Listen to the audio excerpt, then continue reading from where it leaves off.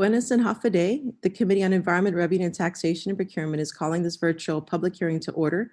At the time, it's now 9 a.m. on Tuesday, August 4th, 2020. Notice of this morning's virtual hearing was provided to stakeholders, to senators via email and local media on July 28th, 2020, meeting the 5-day notice, and August 2nd, 2020, meeting the 48-hour notice, thus meeting our open government law. I'd like to acknowledge my colleagues who have joined me here today. Senator Regine Bisco-Lee, Senator Kelly Marsh-Titano, and Senator Joe San Agustin. Thank you very much for being here today. The purpose of this virtual public hearing is to receive testimony on the following. The executive appointment of Ms. Candy C. Okuhama to serve as a member of the Alcoholic Beverage Control Board. The next item on the agenda is the executive appointment of Mr. Rennie A. Lanata to serve as a member of the Alcoholic Beverage Control Board. The third item on the agenda is to hear testimony on Bill 372-35 COR, authored by Senator Regine Bisco-Lee, co-sponsored by Vice Speaker Talina Cruz Nelson, Senators Amanda L. Shelton, Speaker Tina Rose Munya Barnes, Senator Sabina Flores Perez, Clinton E. Rigel, Joe S. San Agustin, and Luis B. Munya. It's an act relative to establishing a task force to explore the feasibility of obtaining parametric insurance for the reef and beach of Tumon Bay, and to further explore a public-private partnership to effectuate the same. The last item on the agenda is to receive public testimony on Bill number 373-35 COR, sponsored by Senator Regine Bisco-Lee, co-sponsored by Senator Sabina Flores Perez, Amanda L. Shelton, Mary Camacho Torres, Joe S. San Agustin, Kelly Marsh-Titano, PhD, Clinton E. Rigel, Tina Rose Munya Barnes, Speaker Tina Rose Munya Barnes, and Senators Jose Pito Terlahi and Senator William M. Castro. It's an act to amend Section 54B003 of Chapter 54B, Title 10 Guam Code Annotated, relative to banning the sale or distribution of disposable carry-out bags made of plastic by retail and wholesale establishments on Guam. The committee will continue to receive written testimony until 4 p.m. Monday, August 10th, 2020. Please address testimony to Senator Sabina Flores Perez, Chairperson of the Committee on the Environment, Revenue, and Taxation and Procurement. It can be dropped off to the mailboxes at the Legislature building or emailed to office@senatorperez.org. So I will now go over the rules of conduct. So the rules of conduct for this virtual public hearing are as follows. The host of this hearing will mute all participants until called upon by the chair. A virtual background should not be utilized during these hearings, and participants' face must be visible at all times. When called to speak, please ensure that you are unmuted and that you are speaking into your microphone. And please ensure that you identify yourself prior to speaking. Members of the committee wishing to speak may indicate their desire to the chair through an in-app chat feature. The order of questioning will be in the order of request. Line of questioning will begin with the chair, and upon completion, the chair will open up the floor to other members. Each member will be allowed to pose questions to an individual. Individuals testifying shall be recognized by the chair before speaking, and those that are speaking must state their names for record-keeping purposes. Questions and testimonies shall be confined to the substance or nature of the agenda. Personal inference as to the character or motive of the senator or any individual testifying is not permitted. Any violations of this general rule of conduct will result in removal from the public hearing by the host. And so now to begin our agenda is the confirmation hearing for 2 of the nominees. But to begin, the Alcoholic Beverage Control Board consists of 5 members who are appointed by the governor with the advice and consent of the Guam legislature. The ABC board has the power to license the importation of manufacture, sale of alcoholic beverages, and to suspend, revoke, or reinstate such licenses. Every member of the ABC board and every compliance inspector has the power to enforce the laws on alcoholic beverages. So to begin our agenda, with the executive appointment of Ms. Candy C. Okuhama to serve as a member of the Alcoholic Beverage and Control Board. So I, first of all, would like to recognize Senator Luis Munya, who has joined us today before we begin testimony. So As of now, I have not received additional requests to provide testimony for Ms. Candy Oklahoma. So I would like to invite the candidate herself to provide her testimony.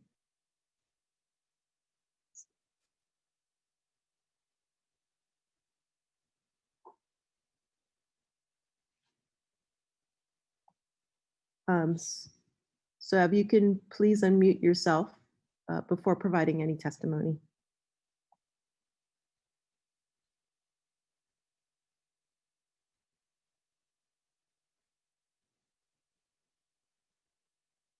So Ms. Candy, are you able to present your testimony?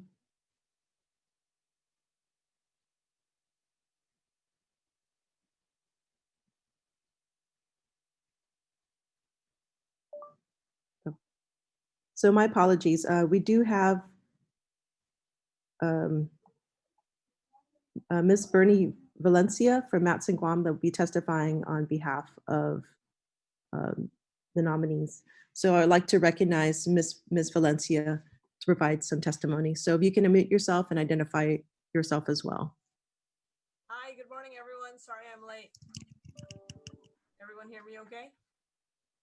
If you can, can you make your volume a little bit louder? You're coming in kind of soft. Hold on 1 second. Sorry. How about that? Yeah, that sounds great. I'll try and scream too. Oh, wait, actually now it's a little bit loud. Let me just lower my volume. I think I just need to lower on my end. Yeah, we can adjust our end. Yeah. Good morning. Nice to see everyone. Likewise, nice to see you as well. Sorry, I'm a little late. Nice to see you guys. I've seen most of you guys recently.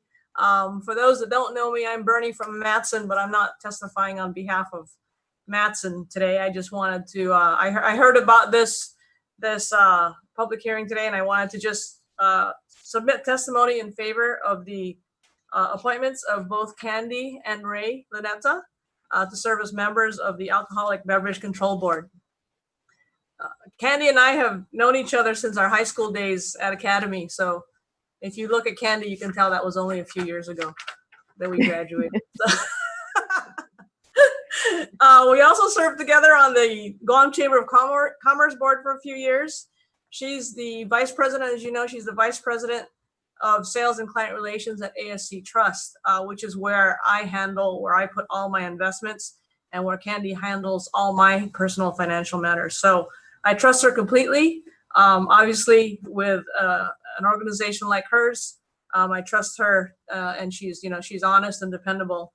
Her presence on the ABC board will continue to operate, and means the board will continue to operate in a responsible and practical manner with regard to upholding the rules and statutes governing the sale and serving of alcohol beverages on our island.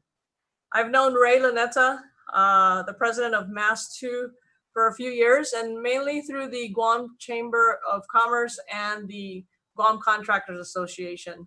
And it's been about 10 years now, I believe, Ray.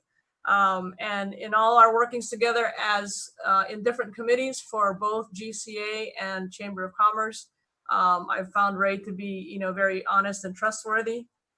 In his role as ABC chair, Ray has done his best to ensure the island's establishments follow the rules and regulations that help keep consumption of alcoholic beverages on Guam at a responsible, safe level. So I have every confidence that Ray will continue to do so when confirmed, or if confirmed by this body. I just wanted to take a few minutes of everyone's time. Thanks for the opportunity to submit this testimony for both Candy and Ray to continue serving as members of the ABC board. Thank you. Thank you so much, Bernie, for your testimony, and thank you for being here this morning. Appreciate it. So I would like to now give the floor to the nominees to provide their testimony, beginning with Ms. Candy Oklahoma. My apologies, Ms. Oklahoma, we can't seem to hear you. If you can unmute yourself.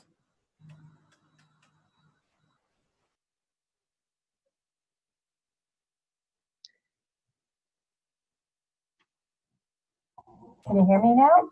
Yes, now you're unmuted. Great, thank you. All right. Let me just give me a second, please. Do you see me though? Yes, yeah, we can see you Okay. clearly. All right. Ron, we're good. We're good. I got this. All right. Good morning, Senators. I'm Candy Okuhama. I currently serve on the Alcoholic Beverage Control Board with 3 other members. Chairman Ray Lonetta, as you can see, he's on the screen. I was appointed in March 2017 for a two-year term, and my term was renewed last year. Since then, my understanding and application of the ABC policies have allowed me to apply best practices in our review process duties. While it's been a rewarding experience, I remain committed to serving with fairness and integrity that this position commands. It is my pleasure to serve another term on this board. I thank the people of Guam and the legislature for the confidence placed in me to serve in this capacity. Thank you. All right, thank you, Ms. Okuhama. I think at this time, I would like to offer the floor to Mr. Lonetta to provide his testimony as well before we open up the floor to questions.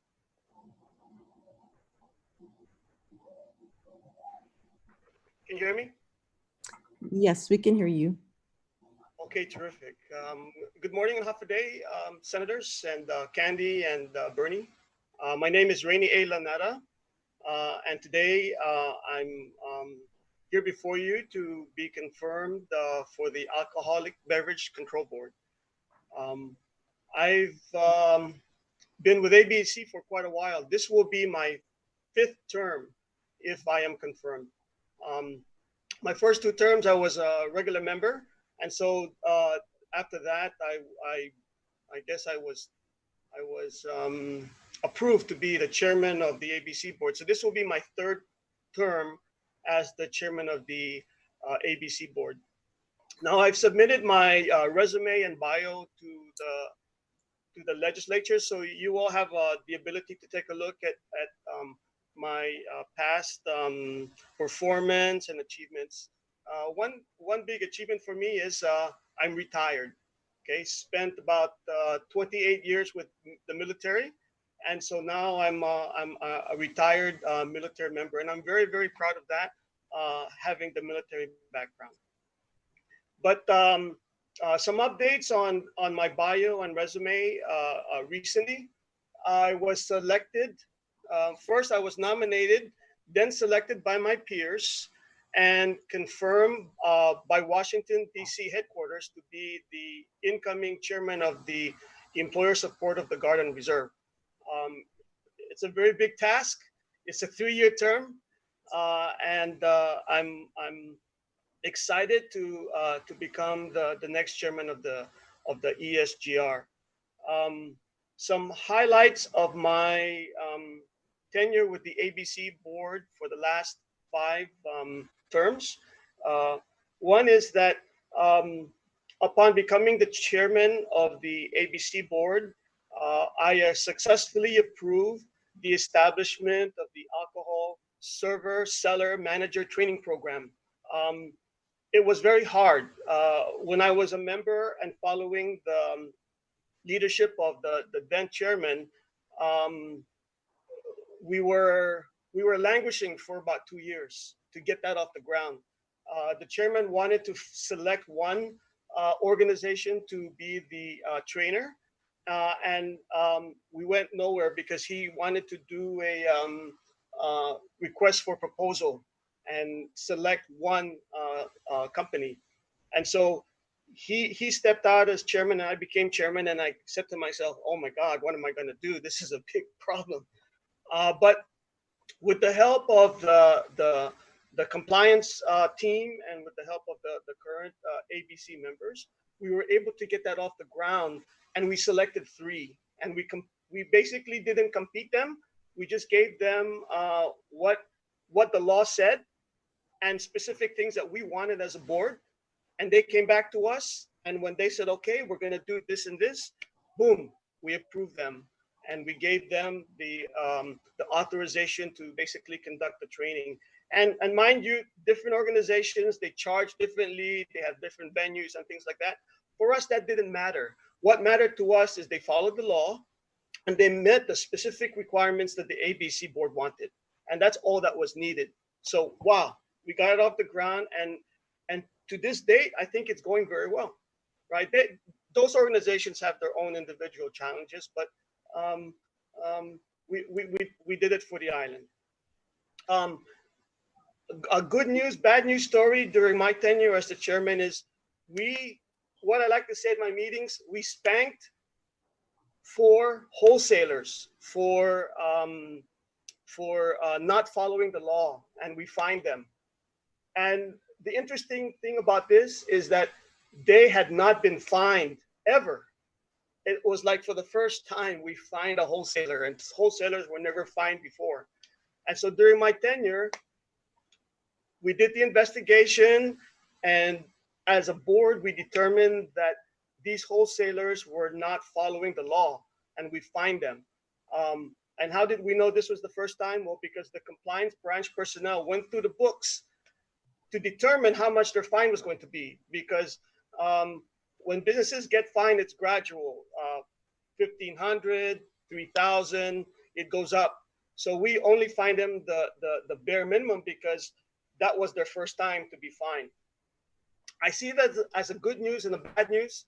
Bad news for them that they got fined, but good news for us that now we've set the standard and told the island that as a board, whether you're a small business or you're a wholesaler, you break the law, you don't follow the rules, we're going to get you. And that's the message that we want to send. But we also want to send a message that if you have a problem and you're trying to do things legally and within the law, we're there to help you. And I think many times businesses have come to us in person and said, hey, we have a problem. Can you help us? And we guide them. And if they follow it, then everything is okay. So generally, as a board, we work very well. We're lacking one individual, and I'm hoping soon we'll get that 5th member. But when I went into the board many years ago, we had a problem with quorum. We had a problem with people making the meetings and things like that. And there was a point where we would schedule the meeting and then we would have to cancel it because nobody came. I believe that's the past now, and moving forward, we've got a great team, and we're very conscientious about who can be here and who can be there, and we give advance notices. So it's no more of this, oh, they're not here kind of thing, and it's a surprise. Those days of surprises are no longer here. We provide a public service. I believe most of our members are apolitical. Of course, we are nominated by the governor, but we don't see political affiliation as important to us. All we see is, did you follow the law? Did you break the law? You know, and we'll go after you or we'll help you. That's basically cut and dry, and that's the goal of this ABC board. And so far, things are happening very well, and we're not controversial. We have not had a single controversy during the 4 terms that I've been with ABC board. Yeah, as far as I can remember. So with that said, subject to your questions, thank you very much for this opportunity to go before you and share with you the good things that the ABC board has been doing for the island of Guam and the people of Guam. Thank you. Thank you so much, Mr. Lanetta. That was a very good background, considering you have institutional knowledge. I appreciate that. At this time, I'd like to recognize Senator Will Castro, who has joined us here today. Thank you, Senator. So now I'd like to open up the floor to questions. Let's start with Ms. Candy Okuhama first, and then we'll do a round for Mr. Lanetta. So first of all, thank you, Ms. Yokohama, for accepting the nomination for the second term. And so it's my understanding that, I've heard that the board works really well and they're able to meet twice a month. And I think this is a really very important board because, a lot of our businesses are depending upon the board for licensing and also for the government to ensure that compliance is made. So I guess a question that I have for you is, do you have any conflicts of interest, and how do you determine whether a conflict of interest exists in regards to licensing or revoking licenses? Well, first of all, um, to handle a conflict of interest, I would recuse myself from any decision making. And as far as my relationship with alcohol beverage, I do not own any businesses or have any partnership or interest in the alcohol business. Thank you. And it's my understanding. I would recuse myself from decision making if conflict of interest arise. And usually we have an agenda before we go into meeting, and it's been a good practice amongst all of us board members. If we see conflict, we usually recuse ourselves. Thank you. So as far as compliance is concerned, does the board receive a lot of complaints and regarding certain handling of alcohol sales? I don't think we get a lot of complaints, and if Chairman, if you can chime in as well, but we don't have any complaints, but we do get a lot of requests for guidelines. Okay. ABC, yeah, for especially during the application process. Okay, that's good to hear. What do you see as some of the shortfalls in some of the laws that we have? Is there something that, I guess as a board, you're there to carry out the law, but do you see any areas that maybe need to be looked at in handling some of the clients that that reach out to you?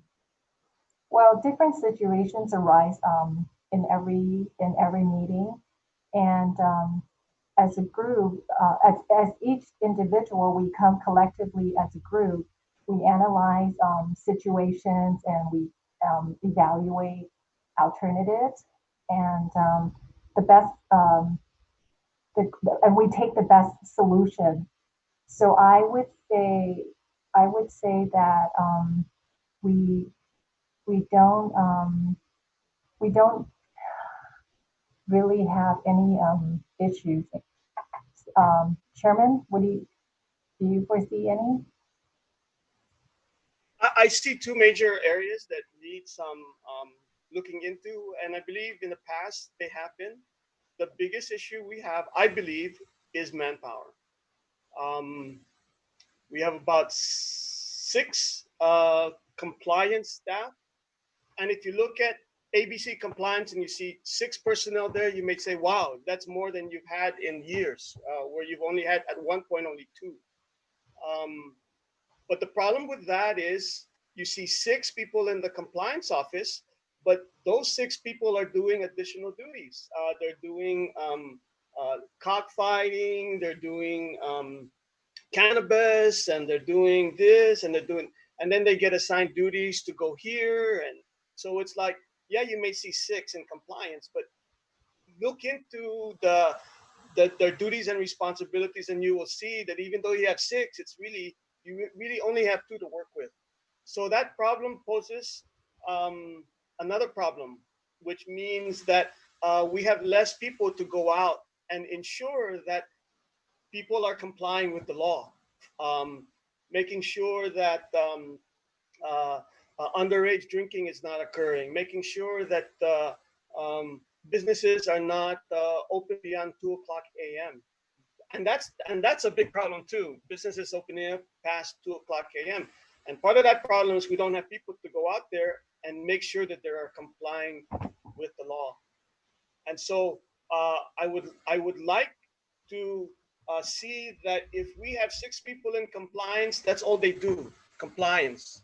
Or if they're going to do other things beyond compliance, then bump it up to 10 to 12 people so that we at least have a solid 6 people doing just that, compliance. Because I think in the future, if the manpower gets whittled down, then the rise of alcohol related issues will go up. You know, uh, driving under the influence, teenage drinking, um, businesses opening up beyond 2 o'clock a.m. And that's happening. I have friends in GPD and they're telling me that, hey, look, but what can we do? Our people are maxed out doing other things.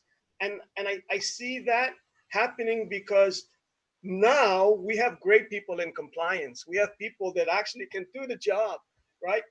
And I've been in ABC for a long time, and I've had guys there that all day, what do they call them? ROD, retired on duty. They're sitting there, but they're not doing anything. Now we've got people who really are motivated to do something, but because they're so good at what they do, they're being told, hey, maybe you can do this too, and maybe you can do this too. So that's a big problem for me. I said two, right?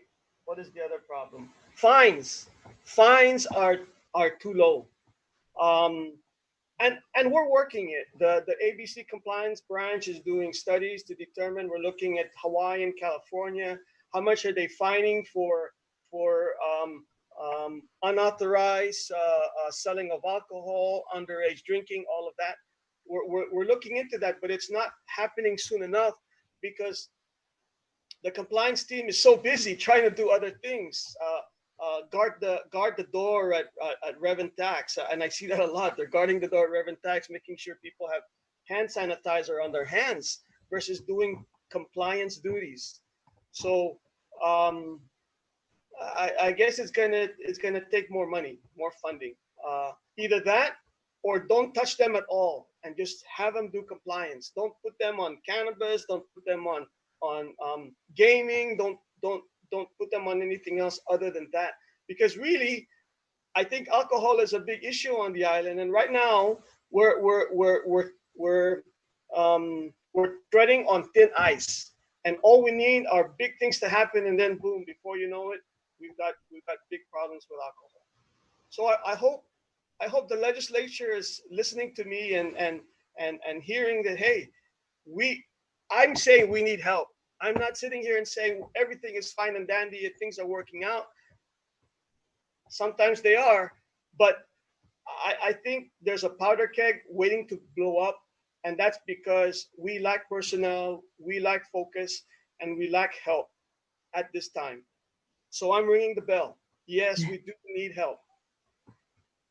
Thank you, Mr. Lanetta. And as you know, we have the OFB chair, Senator San Augustine, here to hear all of this, and I'm sure he's taking notes on that. So going back to the nominee, Ms. Yokohama, yeah, thank you for your response, and thank you, Mr. Lanetta. That was very helpful. So just a thing about the board, quorum, as Mr. Lanetta said, is so important, and quorum is lacking, and it really makes it hard to do the job of the board, and I'm very appreciative that you've accepted this nomination. So I understand that you had, was it almost perfect attendance? And even if you weren't there in person, you were there virtually. So can you speak to your attendance on the board? So I'm sure the chairman can attest for this. I actually have perfect attendance, right, Chairman? I have perfect attendance. I actually, me and one other board member, we actually meet in person with ABC staff. And then we have the 2 other board members, they Zoom in. So if my job requires me to travel quite often. So last year I would call in. I would call in to make sure that we meet quorum. But this year, there's no travel plans, so I plan to attend in person at DRT for all our meetings, and that's a perfect attendance so far. Great. Yeah. Excellent. Yeah, thank you so much amidst all your other duties as well. So I think at this time, I would like to, first of all, I'd like to acknowledge Senator Mary Torres, who has joined us here today. Thank you, Senator. And Senator Pito Terlahi, thank you very much. So as of this time, I would like to, I guess, open the floor to my colleagues for any questions. So beginning with Senator Kelly Marsh Taitino. Suzuis Maasi, Madam Chair. And just so that I'm doing this correctly, should I address them just to Ms. Oklahoma, or did you want us to address both of the nominees? Yeah, thank you, Senator. Maybe for transcription's sake, let's just focus on Ms. Oklahoma first, and then we'll go around the second round for Mr. Lanetta. Yes, thank you. Very good. Yes, and it's very good to have heard so much from both of you. We can tell that your experience is really part of the qualities that make you so well qualified to continue your service. So thank you for accepting that. I'm sure meeting twice a month, it takes quite a bit of time, and with the research and other things that it necessitates, again, we thank you for taking that time. So we heard a little bit about some of the highlights and some of the needs, which I think are so important. You know, there are many things we can do in government to streamline by moving in the direction of technology and things like that. But we also need to remember, when it comes to human power or people power, that we are really struggling to meet our mandates. And so I just hope people keep that in mind, that when they're calling for government to streamline and to really live within its means, and the other things that we need to find those areas that we need to become more efficient at. And I think it's important to hear the real testimony, as Mr. Lanetta expressed, that if there is a shortage of people and they're not able to make their mandates, which then doesn't serve the community, we really need to hear that and see how to tackle that. But sorry, that got a little off topic, even though I didn't mean to. So it was good to hear how you would handle conflict of interest and so forth. Because you have been there already, could you, Ms. Oklahoma, tell us maybe something that's been a highlight personally for you that you've learned the most about, or has caused you to be the most concerned in the role that you play on the ABC for the community? Sure. So first of all, it's a great honor to be reappointed again, and I hope I get confirmed today. I've learned a lot about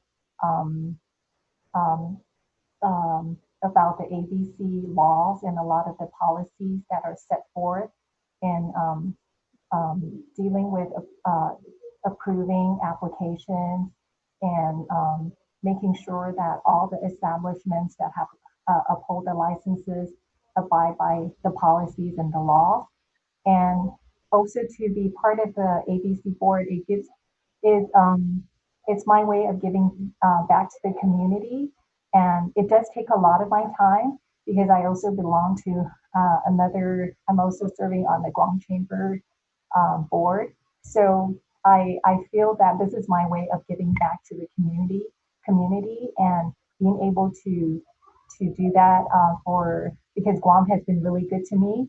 I grew up in Guam the last 40 years, even though Bernie said we just graduated last week. But yeah, I'm a Guam product, and I like to give back to the community, and this is a good way to giving back. That's so good to hear.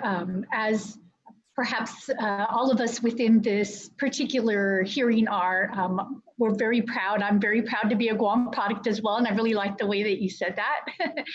And it's important that those that are serving on the boards, that they have that feeling of wanting to give back to the community, that's part of what drives them. So that's also very important to hear. So thank you for that. And if I could just ask, there was a bit of discussion about some of what's lacking and what needs to be built up. Do you have a particular focus that you'd like to tackle that may be different than what Mr. Lanetta discussed? I would personally like to see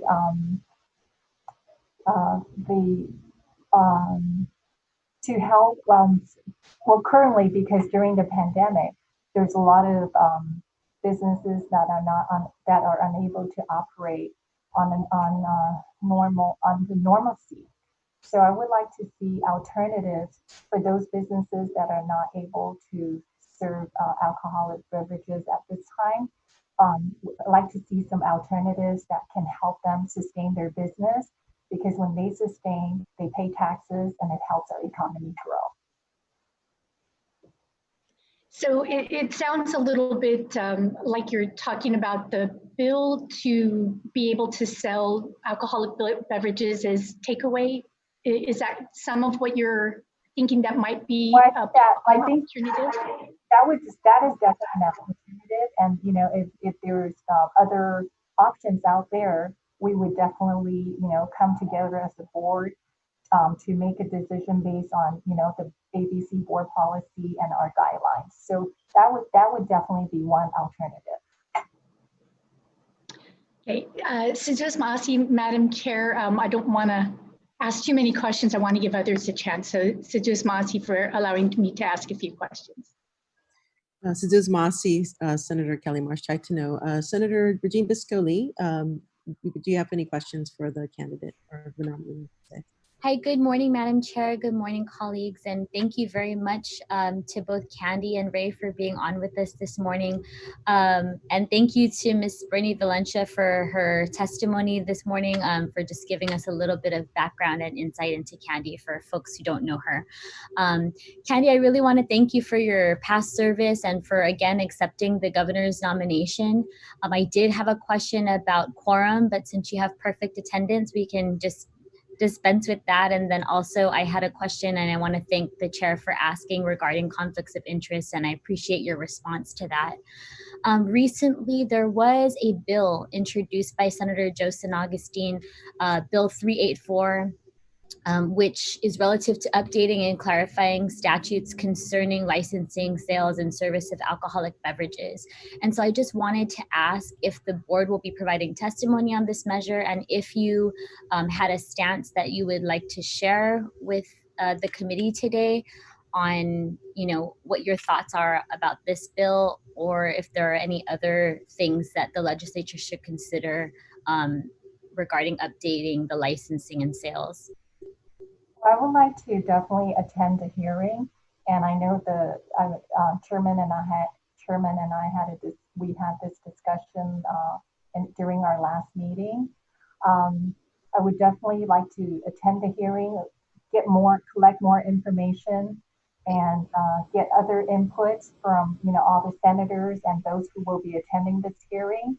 And as far as my position at the ABC board, again, we're going to make a decision based on our guidelines and on our policy. Okay. Excellent. Thank you very much, Candy. And then, Madam Chair, we're going to go around a second round for Ray. Yes, we are. Yes. Okay. Thank you very much, Candy, and thank you, Madam Chair. All right, thank you, Senator Lee. Senator Munya, do you have any questions?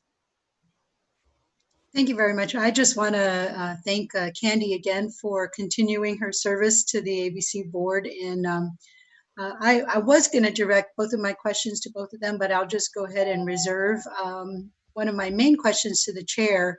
But I just also want to comment that I didn't know that Bernie was that young, taking a look at Candy. But anyway, I just wanted to say thank you very much for stepping up to the plate. I do remember most of my weekends growing up, even up to this day, that all the bars were always afraid of anybody in the ABC board. Whenever they would walk into the clubs, it's like, the ABC board is here, everybody just stand guard and make sure that you're aware of all of your surroundings. So what you do bring to the table is maybe not so much fear, but at least like people to bars and lounges to be compliant. And so I just want to thank you again for your service. Thank you, Candy. Thanks. Thank you, Senator Munoz. Senator San Agustin? All right, thank you. Thank you, Madam Chair. Candy, if I'm correct, I think, can everybody hear me? Yes. Okay, I see Ray in the back. We got too many years behind us there, Ray, but I'll talk about you when it's your turn. But on Candy, if I'm correct, I was on the oversight.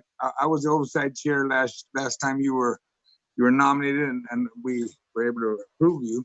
And I expect you to get approved again. I haven't heard anything bad about you, and I've only heard good things about you. And if you know Bernie, then I guess you must be in a good crowd. And I'll leave that on Bernie with Madison. But you know, I'll wait when I get to Ray's part, then I'll make comment because Candy, I used to work at Revenue and Tax, and I used to be the compliance supervisor. So I'll wait for Ray's part, then I can talk about your manpower and what the issues are with Revenue and Tax. Okay?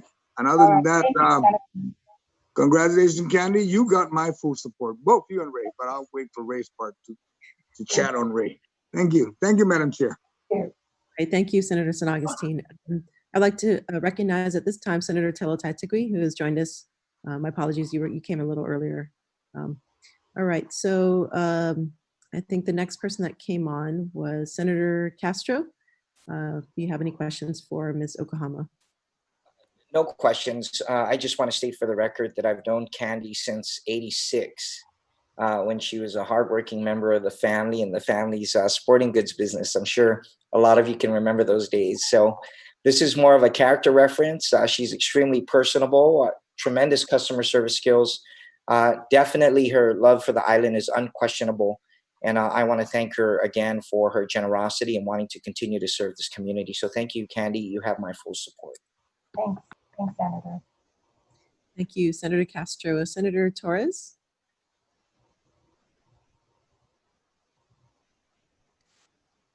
Thank you. It was nice to hear the dialogue between Ray and Candy. It shows that there is a good working relationship in the ABC board, which is always a perfect first start. I don't have any other comments other than I know that our island has a very big problem with alcohol abuse and all the regulations associated with regulating the sales of alcohol, and particularly the consumption of alcohol by minors as well. So I hope that in the days to come that we can collectively look at how to best approach the problem of alcohol abuse on Guam, which we know is really the root problem of so many other issues on Guam, domestic violence, truancy, and the like. So, but for the most part, I support your nominations, and I thank you for not only your dedication to your role on the board, but also your camaraderie as a board member. I think that is very, very helpful going forward. So Sizus Masi to both of you. Thank you, Sizus Masi, Senator. All right, thank you, Senator Torres. Senator Pito Terlahi? Thank you, Madam Chair. Good morning, everybody. Good morning. I just want to first off thank Mr. Laneta. I hope, Mr. Laneta, that you remember me. We used to work together. And I just want to thank you for taking the challenge. And I also want to thank Candy. From what I'm hearing from the virtue right now, I'm in support for your confirmation. And I also want to thank Bernie very much. Bernie, thank you very much. We've met a couple of times, and I want to thank you for being so active in helping our island, our people, through the shipment of goods coming into our island. Thank you very much. At this point in time, I don't really have anything other than to mention that I support all the nominees. Thank you very much. Thank you. Thank you so much, Senator Terlahi. Senator Taitigui? Sizus Masi, Madam Chair, for the opportunity. And I apologize for being late. I had an interview earlier, and I didn't want to miss the opportunity to hear the nominees. Whatever I miss, I'll review the tape. But I want to first and foremost thank you both for stepping up to the plate and continuing to serve the people of Guam. It's not an easy job sitting on a board. There's the good, the bad, and the in between. So I appreciate that. And Candy, I think I heard someone saying that you have a perfect attendance. You know, bravo, bravo. That's one of the hardest things for some of these board members. And I know you're well traveled, but I guess what's keeping you home right now to stay here. But I know that you make every effort to be on these meetings, and I appreciate both of you. I have been noticing in the paper that there have been quite a bit of bars that have been, they've been in violation or they've been shut down for some reason. And it's like, wow, all of a sudden now they're, you know, this is happening. I mean, it's a good thing, because if they're in violation, I mean, a lot of bars have not been paid attention to. The dive-in, you know, these bars that are in the way in the back behind another building and stuff like that, people are starting to go out and do these inspections, and I'm really happy. So I'm going to ask you, Candy, is that any reflect on what the board is requesting for them to do? Well, oh, Renee, go ahead. Yeah. go ahead. And she asked you, but I can explain if you want me to.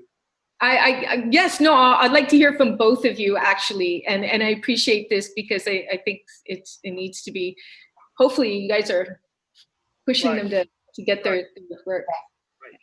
Right. There's always been an interagency group made up of Revenue Tax, GPD, maybe even public health in the past, but because of this COVID issue, there's even more of a closer relationship with revenue tax, compliance, business tax, public health. The closures are not exactly alcohol related, but more of making sure that they are following the distancing, making sure that they're following the requirements of having managers there and things like that. So what happens if public health, I think, is the lead agency that looks at businesses and closes them, that when they do that, ABC has to also take their license away so that they cannot operate. So most of those are not from ABC going out on their own and looking for violations that's alcohol related. Most of those that's popping up in the news are basically because of COVID and the requirements with the current law that they have to follow for the protection of the general public. Yes. Thank you. Candy, would you like to say anything else? Well, that's pretty much it. It's actually from the other government agencies that starts the inspection, and then ABC basically acts as it's a partnership. And then, unfortunately, that establishment would have to be shut down for violating more on the, like Chairman said, the social distancing laws and all the COVID health protocol violations. Well, it's good to see. I mean, I think there's a lot of bars out there who think that nobody ever comes and inspects them, that they can get away with a lot of things. And right now, I think they're realizing now that no, government in Guam is on top of this, and they will continue to monitor your bars and clubs. And this is a good thing, I think. I think now you're going to see a lot of bars, fixing up their place and making sure that they're in compliance, for sure. So I greatly appreciate, again, for you stepping up and taking this on, continuing to take it on. I know it takes time away from your families, but it's a good thing to give back.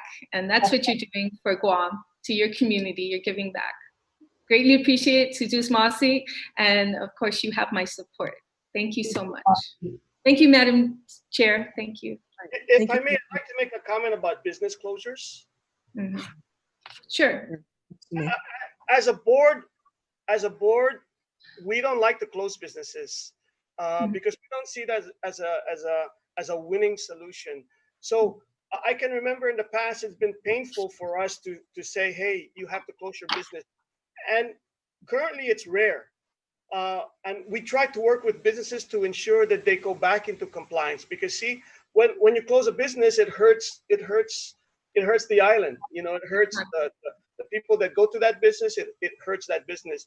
So we're not in the business of closing businesses. We're in the business of making sure that they are in compliance, and we work very hard to bring them to the point of compliance. Now, if there's a business out there that's on purpose and flagrantly not following the law, and that they've been warned, then we close the business. But we don't easily close a business down. If you see those things coming up on the news, that's really not us. It's because of the COVID issues that are coming up, and then we have to pull their licenses away.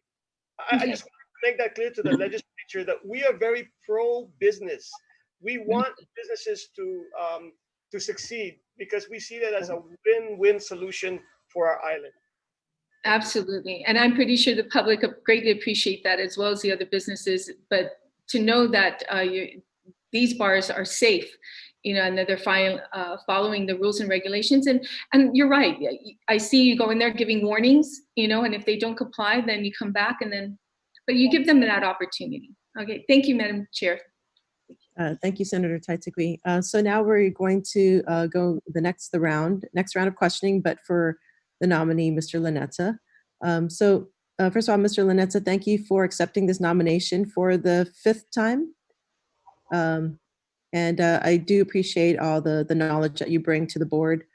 Just looking at the board today, have there been occasions where there were some differing opinions, and how were they resolved amongst the board members? Can you think of any circumstances where there was some discussion, difference of interpretation that needed to be resolved, and how was it resolved amongst the board members? I don't recall any disagreements that got so bad that tempers were flaring and voices raised. We've never had any situation like that. Yes, we have disagreements. Sometimes there are more misunderstandings, and bringing everybody up to speed to the understanding level, I think, is the goal. So we work very well as a board. Our meetings are fast and furious. We don't waste time. We get the job done, and we look at the watch and go, wow, okay, kind of thing. So yes, we do have disagreements, but very rare does it, if not at all, does it get to the point where the disagreements become personal. And never ever have I seen anybody raise their voice in an ABC board meeting in the past 4 terms that I've been in ABC.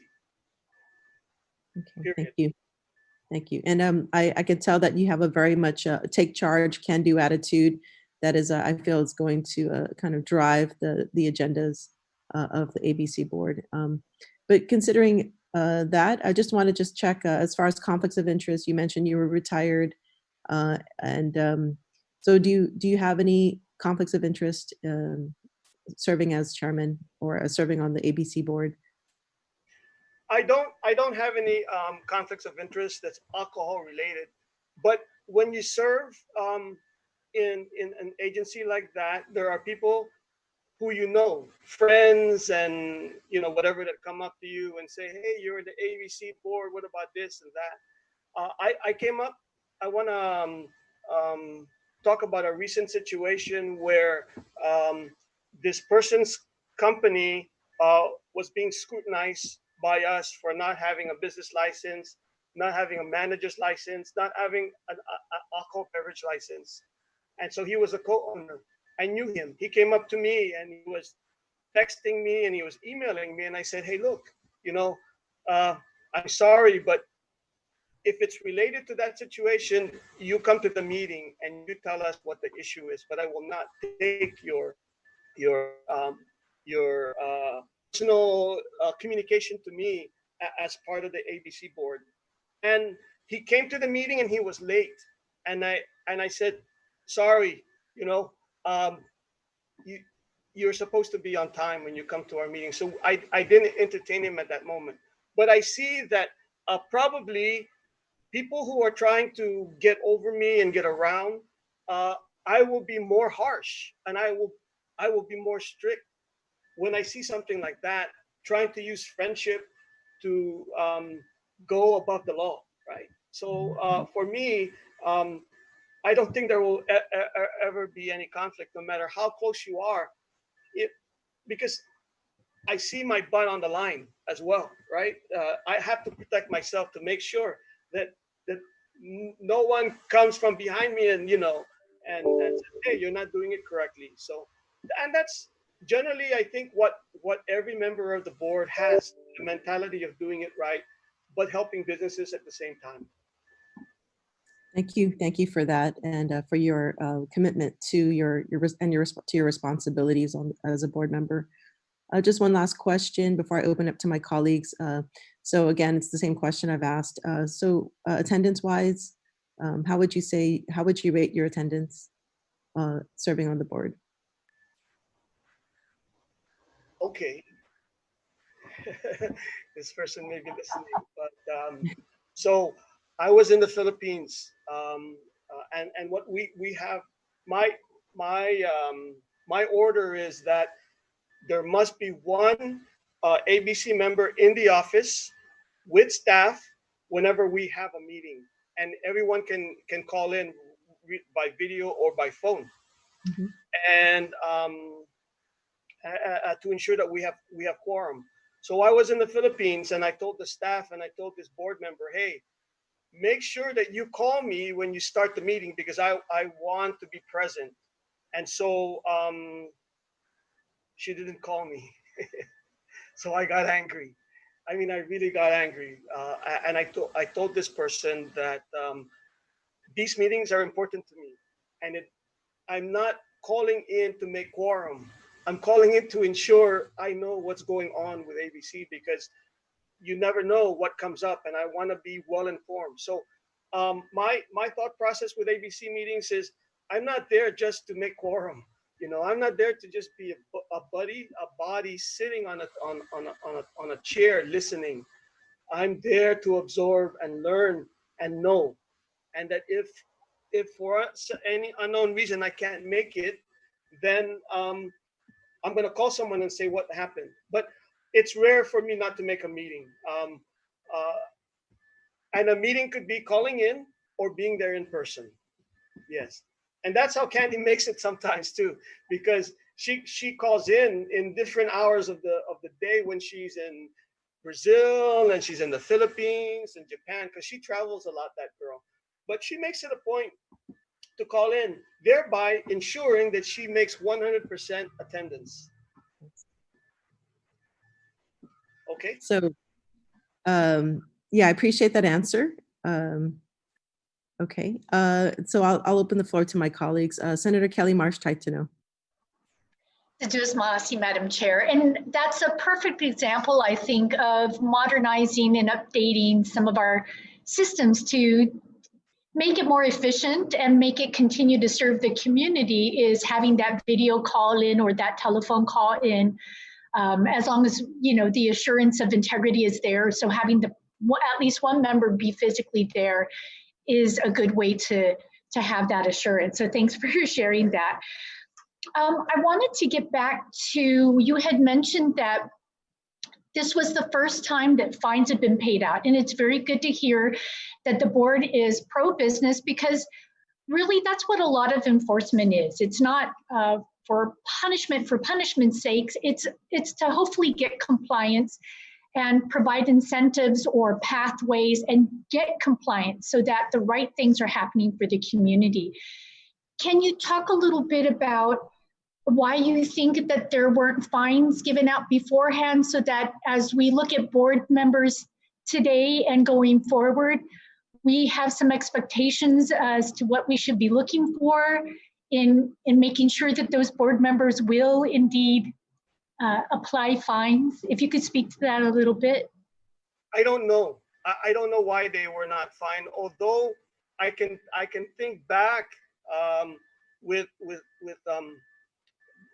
my experience with the certain staff who seem to really not be motivated or feel that those things may be necessary. I don't want to blame him, but that's my view. And I see a comparison between that person's leadership and who we have today. No motivation, a lot of motivation. Looking into the books, not looking into the books, reading the regulations, not reading the regulations and reading the regulations. So that's what I can surmise is part of the reason why they were not fined. And maybe in the past there were, hey, okay, we'll let you go this time, and don't do it again, kind of thing. But I'm about audit trail, and I'm about ensuring that we don't. I write to these businesses and I reference the law. I don't just fine them and not tell them why they're being fined. So I have a stack of paperwork, and that's after hours work, beyond the meeting. But it's necessary so that there's an audit trail to ensure that people know why they're being punished. And that's the background that I've had while I was in the military. So that's the way I do it. I don't know about the way people of the past have done it. Yes, that's my answer. Seduce Masi. And again, it helps us understand a little bit about the dynamics between, the staff that you're working with and the board, and it's all providing information that gives us a little bit of a clearer picture. And it is important at that right time to make sure that the fines do indeed get applied, because for some, it is going to be what ensures compliance, and it does send a message to the rest of the community. So it's good to hear that the board balances those things out and tries to work with the business. The other I wanted to ask is, so I know ABC is a regulatory entity, but we do have issues with drinking in other places, and you had referred to a little bit of that. We have it at GDOE, at the schools, a variety of schools, not just to say it's public schools, but schools. And then we have issues at the parks and at bus stops and things like that. Is there potential, or are there already partnerships in place to help those entities that have to deal with keeping bus stops clean and safe and parks safe as well? Are there any partnerships that are in place, or do you see room for partnerships where they could work with your board to try to understand how to tackle keeping alcohol out of the parks and alcohol out of the schools? Yes, the most recent partnership that comes to my mind is a partnership that we have with the University of Guam, and they came online actually in the news about parties at Marine Lab and things like that, alcohol being served, and so they met with us, with the compliance people. And then the compliance officers discussed it with me. And then I met with the president, the vice president, and legal at the University of Guam. And we came to an understanding of what can be done and what couldn't be done. And so they submitted an application to be able to serve at the University of Guam, because their thought process was, we're UOG and we're an adult facility, and we have no children. But that's not correct either, because you may have child prodigies, and you may have people that are at the university. So we came to an understanding, met with their legal, and they submit an application, and boom, we approved the process of them being able to serve alcohol at the University of Guam. So that's the most recent, but I don't know of any other partnership like with the DOE or any other agency that have come to us requesting the ability to do so. Although I've been asked by Senator about that possibility of government employees having alcohol in a rented facility by the government of Guam, and I'm having the compliance people check that, because it's not written. It's not written. So that may require some legislative action in the future. Maasi for that information. It helps us understand, such as myself and the others who have different oversight, that we might be encouraging our entities to be reaching out to you and to see if there is a way that you can help inform them or help them tackle some of the issues that they're dealing with. So I'll go ahead and move this forward for others to open up questions to Duas Maasi, Madam Chair. Thank you, Senator March Taitsino. Senator Regine Biscoli, if you have any questions for Mr. Lanetta. Yes, hi, Hafiday Ray, how are you?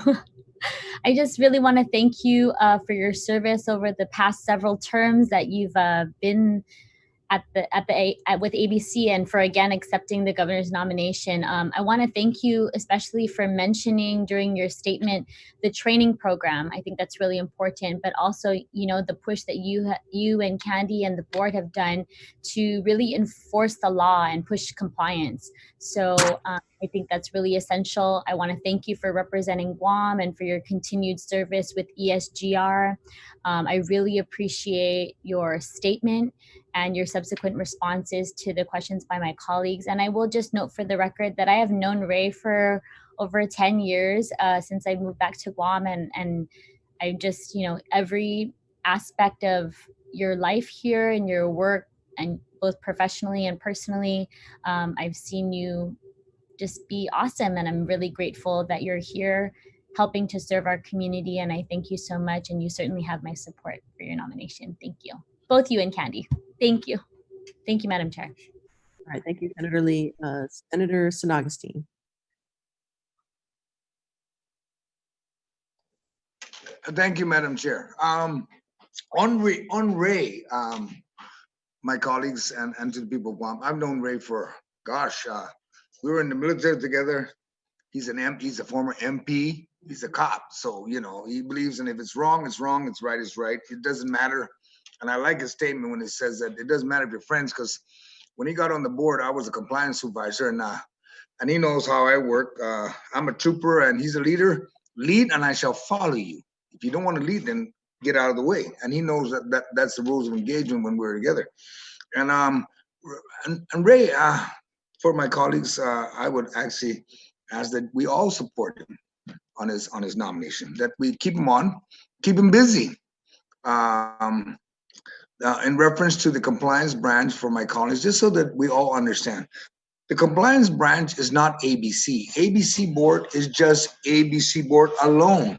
Compliance consists of the compliance of business license, anything regulatory. In other words, when you go to revenue and tax and you go to that right side of the building, everything on the right side is compliance branch.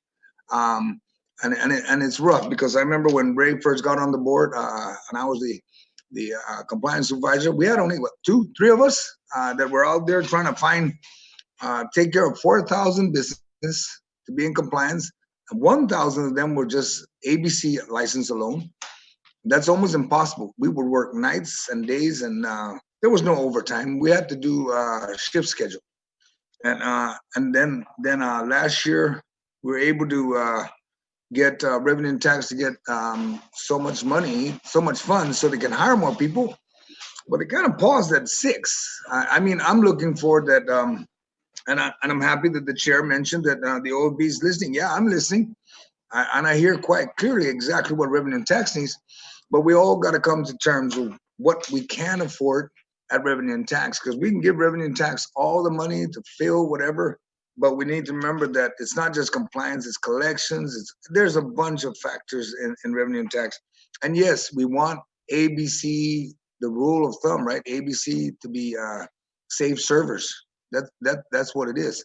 And Ray was very clear when he mentioned that the monster of trying to pass the and certify or actually allow GCC, GHRA, and another group to issue out the ABC Safe Server certification. PHRS.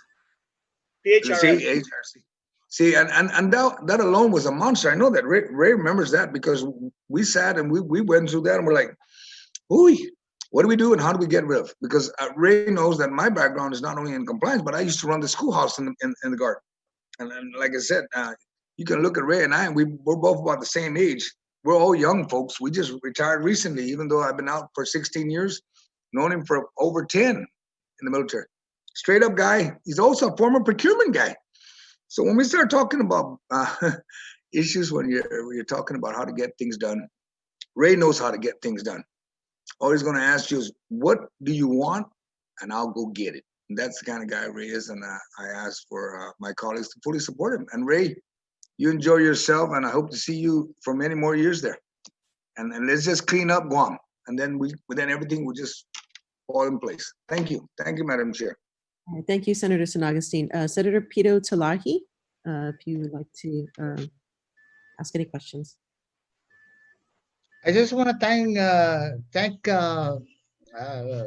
Ray for being with me for the longest time, and Senator San Agustin had mentioned that he was with law enforcement. I was also the first sergeant for the military, and I worked with Ray for the longest time. I also worked with Joe with the police department, so he knows the compliance part and what needs to be applied in as far as enforcement is concerned. I just want to thank everybody for taking the challenge. Thank you very much.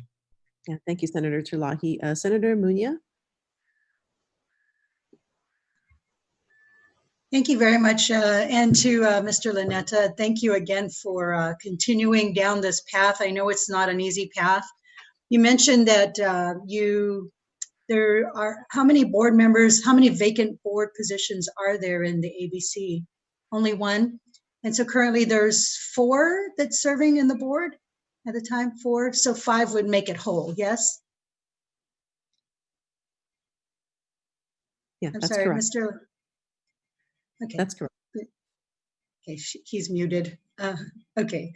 Can I comment? Yes, please. I just wanted to comment. Yeah, we're working on it. As recently as 2 weeks ago, with the governor's office, I've inquired, and the last word I got was there are 2 names in the governor's list that in it, and it couldn't be given to me, but there are 2 names that is going to be forwarded. And I'm sure whoever is selected will work very well with them. You know, there are people that come up that we don't know, but when they see that we have such a tight-knit group and that we work together well, they assimilate. Hopefully, you know, they are of the same thinking, you know, of making sure that things get done and it's within regulation, and we'll be good. So how many inspectors now do you know that there are that go out and actually inspect these businesses? I believe we have four inspectors, 1 admin, 1 supervisor, 3 or 4 are inspectors. All of them actually can go out and do inspection. And we've actually done it on all hands with us board members going in and observing, right? And we've done that, but it's tough because you know, the hours that they have to work, and then there's no such thing as comp time, something like that. So it gets difficult for them to go out. But what's assured is if a business comes up and say that business is operating without a license, and they're, you know, then we for sure we go out and make sure that that's not happening. But in terms of making some time, it's challenging because they have other duties and responsibilities, and it's you know, you don't want to overtax them or go against the law of having them work beyond the hours that they're supposed to be working. Yes. Okay, and maybe we could just talk just a little bit about the Serve Safe program, the certification. I understand that a lot of the bars have been shut down because of the Serve Safe. Is that something that has been implemented or has to have been compliant with all the bars? Because, you know, some of the ones that I've been hearing that were saying that they, you know, they don't serve food in their establishment, but they have to become Serve Safe. Now, is that something that has been a regulation forever, or is that just something that's being enforced now because of COVID? I'm a little bit confused with that question. So we have a training program, and it's standardized basically based on what they presented to us and what we told them are required for them to teach. They give an examination to people to be a manager or a seller, and they provide us with that list. And when these people come, we give them a license, just like a driver's license, to be able to serve. The serve safe. I don't know if you're thinking about food, but for alcohol, you know, it's very cut and dry. You must have a license in your presence to be able to serve alcohol. And if you're serving alcohol and you don't have the license, and a compliance officer asks you for your license, then you go before the board, and we decide whether we take the license away or suspend it. But what's happening with these businesses, I believe, is not exactly initially alcohol related. It's more of the COVID-19 requirements, having a manager present and all of that stuff. Yes. Okay. Yeah, that's one of the things that was told to me, that their managers have to be Serve Safe certified, and it's not just because they serve alcohol, but what I was told was that maybe possibly because they also serve some food items, like, for example, lemons for, some drinks, or oranges, or whatever it may be. So that's what I am understanding. So I just wanted to kind of get your insight on what some of the bars are experiencing, that now they're getting shut down, even after being closed for months, that they have to shut down and go and get compliant for Serve Safe. And I just wanted to get your insight on that, if that was the reason why, is because of those food items that they're serving in there. Okay, and then I guess the final question, it would be for if there was, stand by, let me just pull that up real quick. I just want to make sure that I ask it properly. So so everywhere else in the country, right, consumers are able to buy wine online and have it delivered to their homes and businesses. On Guam, bars and lounge owners can inventory those wines that are sold only by Guam distributors. Now, how would you consider, like, would you support legislation that would allow bars and lounges to import wines that are not carried by local distributors?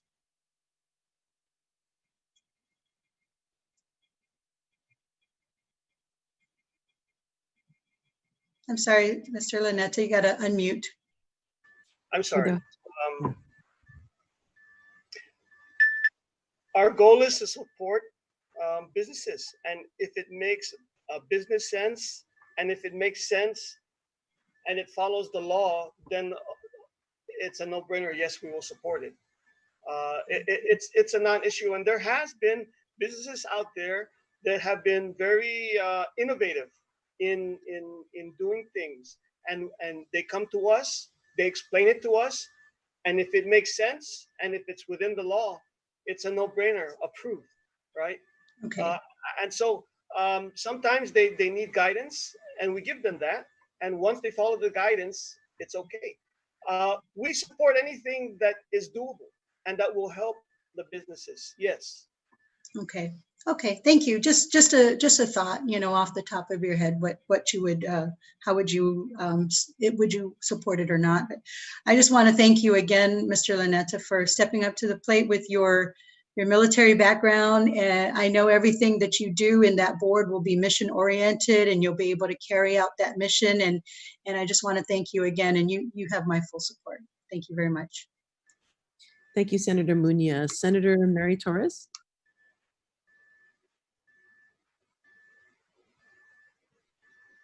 I don't have any questions at this time. Thank you. All right, thank you, Senator Torres. Senator Tello Taitigui, if you're still there, if you can show your face, or if you have any questions for Mr. Lanetta.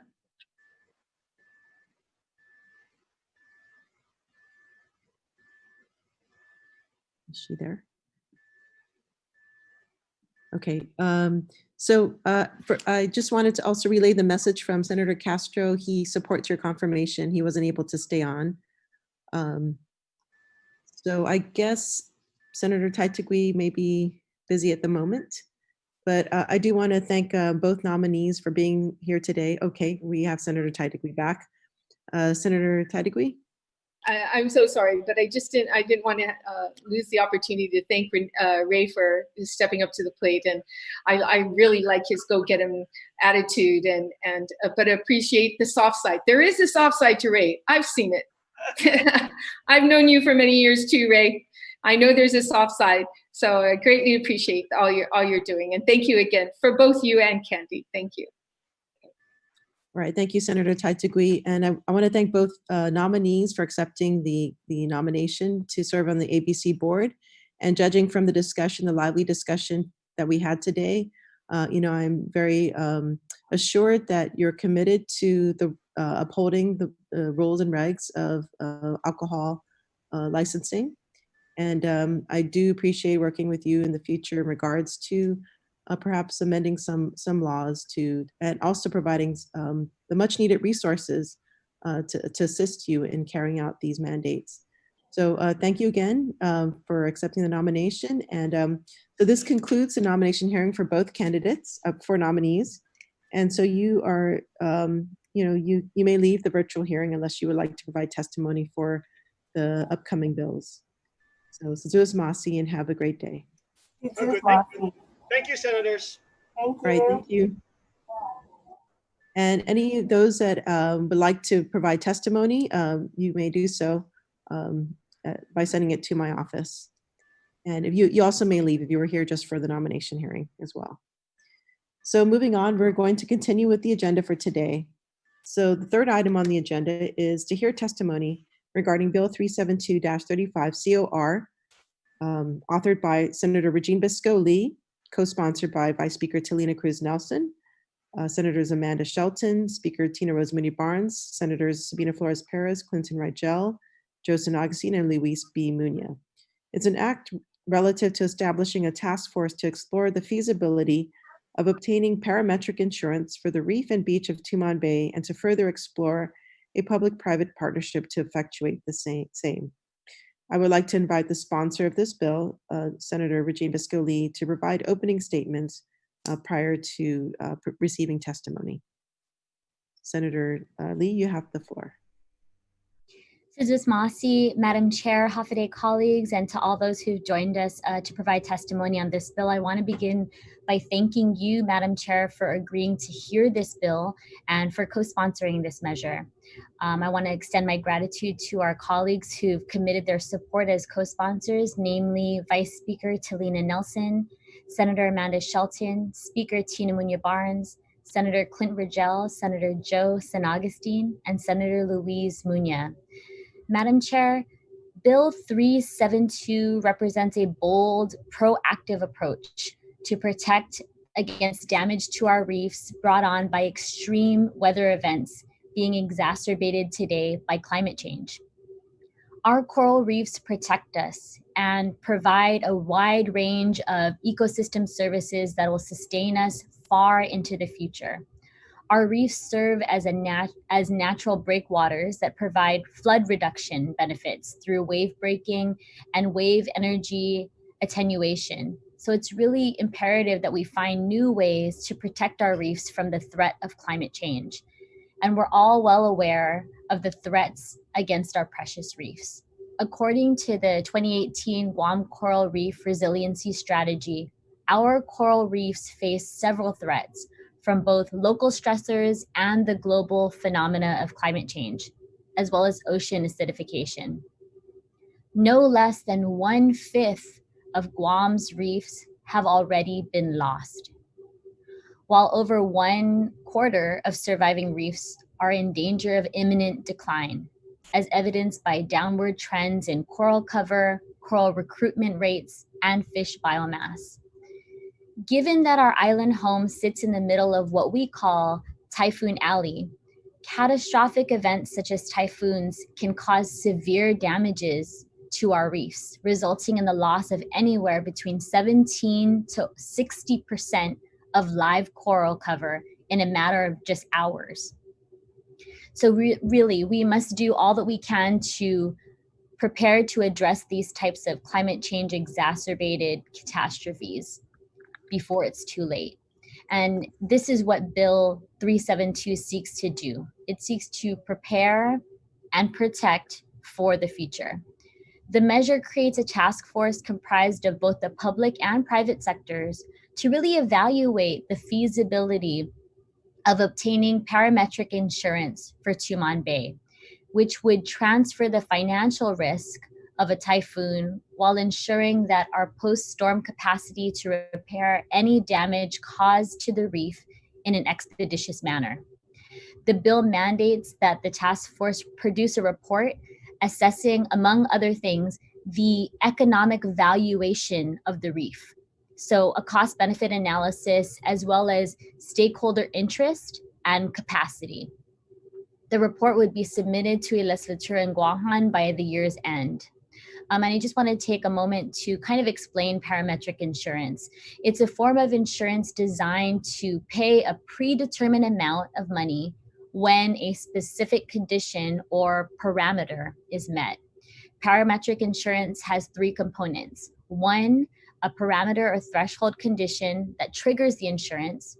Two, a polygon or an area that defines the limits where the parameter should occur, which is Tumon Bay in this instance. And three, an amount that will be paid out. So in short, an insurance payout is triggered when a selected parameter, in this case wind speed, surpasses an agreed threshold, for example, like 100 knots, in a specified location, and again, for example, Tumon Bay. So Bill 372 is the first step in our effort to establish protections for one of our most precious resources. If enacted, Guam can begin its work to provide long-term protection for our reefs through public-private partnerships.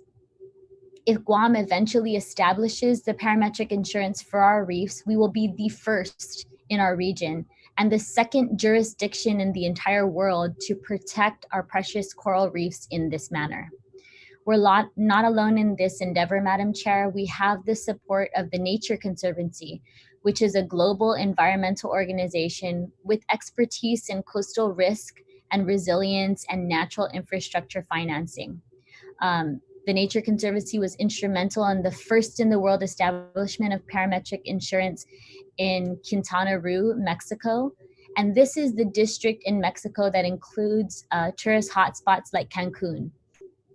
I would like to recognize the Conservancy's groundbreaking work and their support in the drafting of this measure. Madam Chair, I can't express enough how excited I am to begin the work to establish this shift in the paradigm of environmental protection and policy. I'm really excited to begin this work with the support of my colleagues and our community stakeholders who really understand and recognize the huge value and importance of our reef ecosystem. So Masi, Madam Chair, and I look forward to the feedback from our community and our stakeholders. Thank you. Thank you so much, Senator Lee. So we have several people who have signed up to testify. We have, first off is Mallory Morgan from the Guam Coral Reef Initiative. So I'd like to invite you to provide testimony. If you can unmute yourself and identify to the record. I'll be submitting written testimony. Okay, so no oral testimony at this time. Okay, so the next person that we have signed up to testify is Dr. Austin Shelton from the University of Guam Center for Island Sustainability. Hafa and good morning, Senators. I'd like to testify in support of this legislation to obtain parametric insurance for the reef and beach of Tumon Bay to further explore a private partnership. I think this is an innovative and important approach that will help protect our coral reefs, which are the most diverse coral reefs in the United States here in Guam. And they bring millions of dollars into our economy. And as Senator Regine Biscoli has shared, there are many benefits economically, ecologically, and culturally that they provide to our island. I would just like to put one word of caution that insurance is no acceptable solution for the permanent loss of Guam's coral reefs. And so we should have this insurance. It is important, but we also need to do everything possible to remove local environmental stressors to make our coral reefs more resilient to the impacts of climate change. And so we are listed as the University of Guam Sea Grant Program as one of the potential members for this task force. And so we will bring that mindset to the table, and we will help to make sure that that the insurance partnerships are done in the best interests of our natural resources and the people. Thank you very much. All right, thank you, thank you, Dr. Austin Shelton. All right, so next on the list is Paul Tobiason.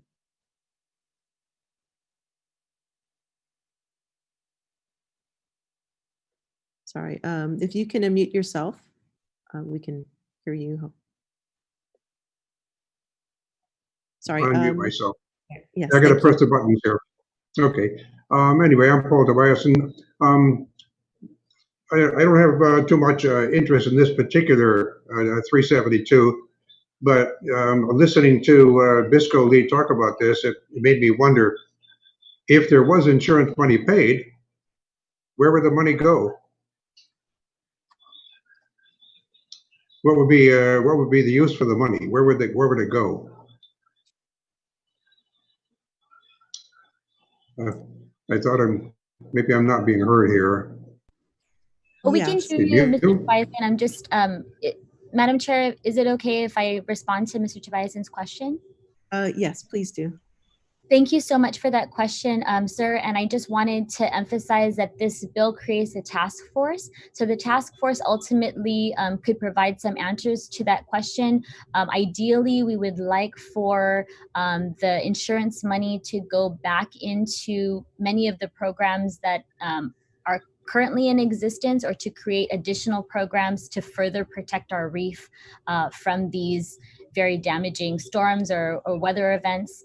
We have them all the time. Every single year we can, knock on wood, anticipate that this is going to happen. We're in the zone for it. And so again, it's just an opportunity for us to plan for the future, to have an option to, again, God forbid these natural disasters happen, we will be better able to clean up afterwards, and also build programs and opportunities for our island to better protect our reefs in the future.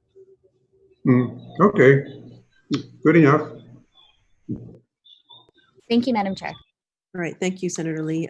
Is there anyone else that would like to testify on Bill 372 that's present? Okay, it doesn't look like, but so I guess I would like to, I guess this is a very novel idea, and it seems has a lot of promise. It has already some track record. So it's a very interesting idea. I think the community, perhaps, with this task force potentially being formed, it does provide opportunities for education on how it works. So I guess this is kind of like the initial stages. So at this time, I would like to open the floor to questions from my colleagues. Senator Marsh, any questions?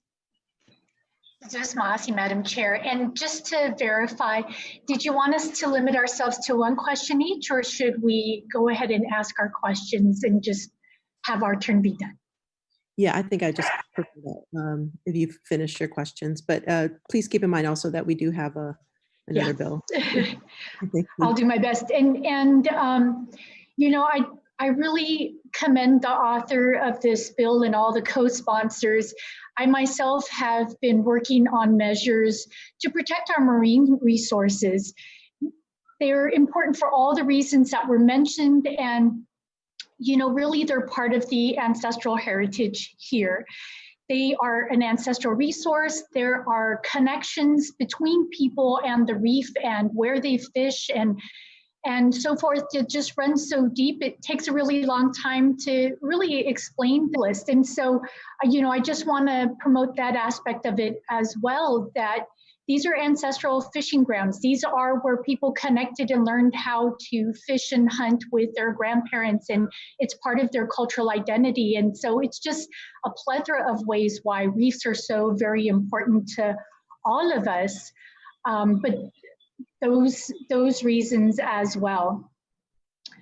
So some of the questions that I had is there any known understanding, and I guess maybe this would be to if there are people testifying, if Mallory is still here. Is there an understanding of how much insurance like this does cost? I mean, this would be part of the task force, but there is reference to Mexico, where they insured for a value of $12 billion, I think, for their tourism industry. Are you aware of what kind of insurance rates we are looking at when we consider these measures?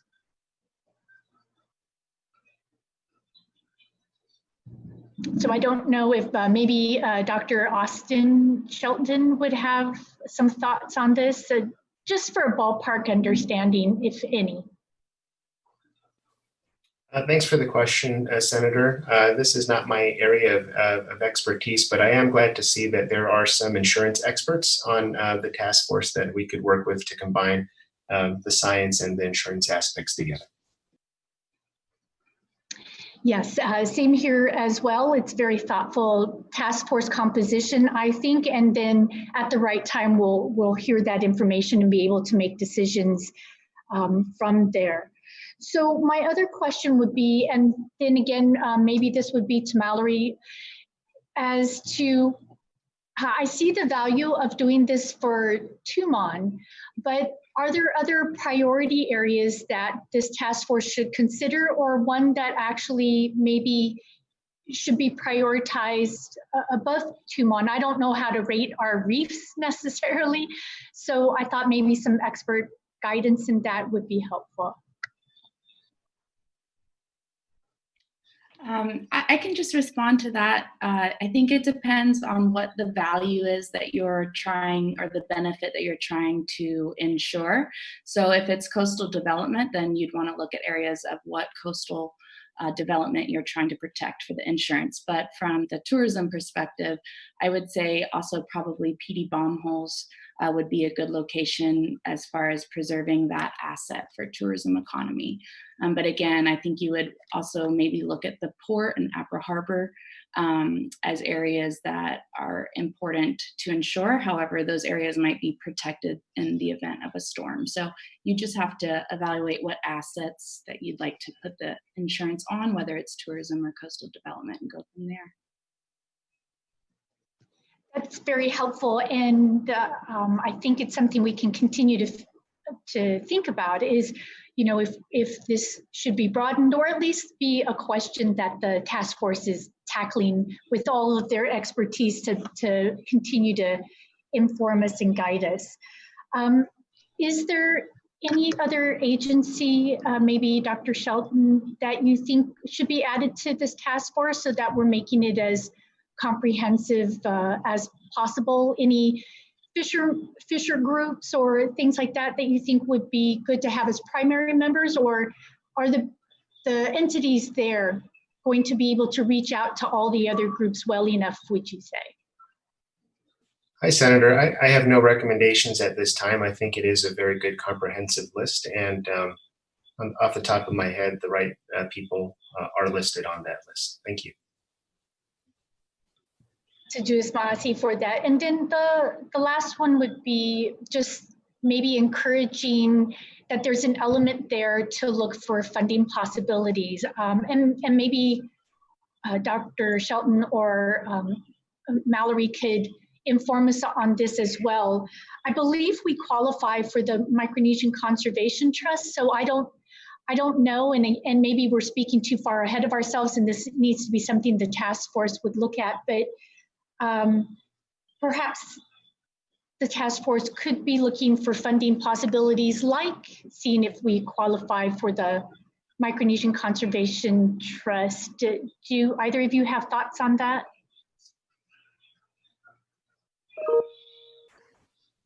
Yes, I think that looking at the legislation, I'm just imagining one of the pieces that, one thing that will need to be funded if we do have a disaster is to have some sort of rapid monitoring to go out and make an assessment so that a claim can be made.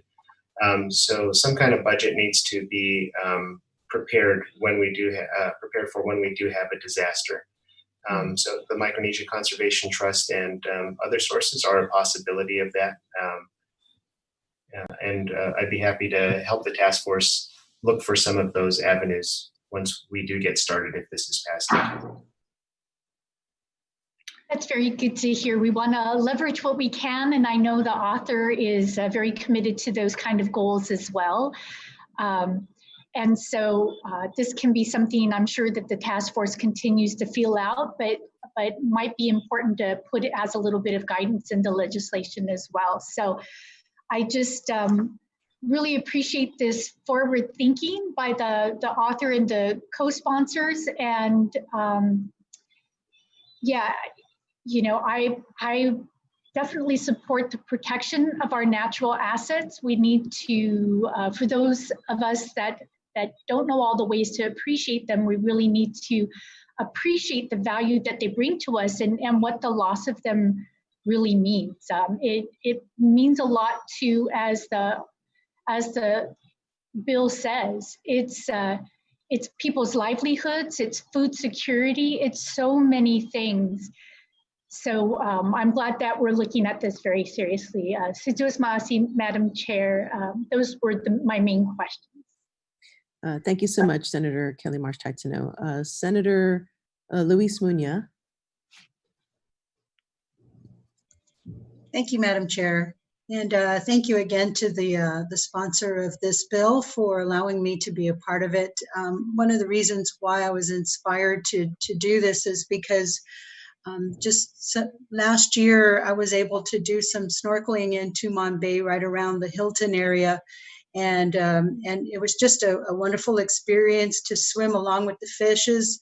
I mean, just understanding that they're so used to having people in that part of the ocean there that they just swam along with me. So it was really nice to be a part of that environment. But the only problem that I had was that there was a lot of dead coral in that area where it was difficult to even stand up because you could get injured just, you know, if you were on bare feet. So that's one of the reasons why I wanted to be a part of this, is just to help protect our reefs and to continue that forward thinking, like Dr. Shelton said, that, you know, it's an opportunity for us to help the reefs. But there are a couple of things that, you know, maybe when it gets to the floor that we can discuss, because it does have a rather large member task force, and I'm wondering if that may be an issue as getting a quorum together when they have meetings, because it's large. But again, I think it's a good idea to have that many minds come together and talk about how we can make this happen. They do have several questions in there, or tasks, I guess, that they have to come up with. One of the things that I would like to include in there is that to maybe even at least study to see if any of our federal disaster assistance would be affected by this insurance. So that's one of the things that I would like to find out about it, and see if that would affect any of our federal assistance during any disasters. But other than that, I just want to thank the author for putting this forth and allowing me to be a part of it. Thank you very much, Madam Chair. Thank you, Senator Muña. Senator Mary Torres. Yes, I was wondering whether, if you're thinking about assets that require protection, insurance protection, would it have also been practical to include the preserves, all of the preserves on Guam, as worthy of protection, since there has been much investment in it already? That question could be to the author, Dr. Shelton.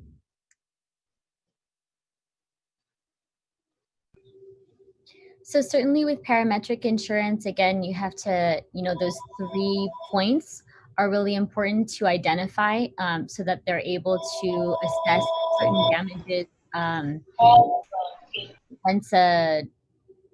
once the threshold has been reached in terms of wind speed in this case.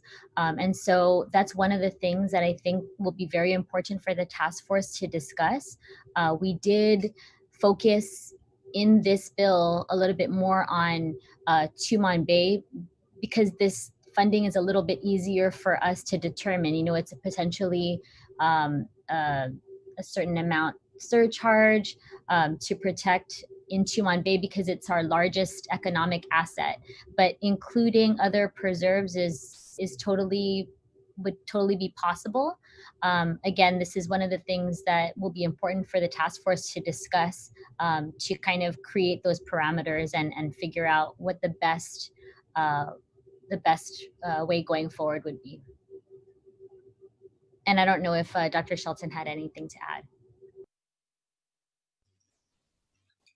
It would be excellent to insure all of the coral reefs of Guam, I think, but Tumon Bay, being as important as it is for the whole economy of the island, I think that that's a great place to start, and let's see where it can go from there. Mallory, I'm sorry, excuse me. Mallory, do you have anything to add to that, perhaps? I agree that it would be great to include all the preserves, but in this case, I wonder if that would make the insurance policy more expensive, and therefore maybe we might have to choose our priorities first and see how it works out. Right. And I just wanted to add with the financing discussion, just to bring up the fact in Mexico where they did this, the hotel industry was one of the primary funders of the insurance policy. So I'm not sure where that is in this discussion, but definitely the hotels were a big, they were footing the bill for the policy in Mexico. And Madam Chair, I wanted to just add that I think that's one of the reasons why we kind of identified Tumon Bay as maybe the first step, focus for the first portion of this, to create a successful model, and then, you know, with the potential of it being replicated elsewhere around our island. Great, thank you. Excellent question. Senator Torres, do you have any further questions for the panel? All right, thank you very much. Senator Taitigui.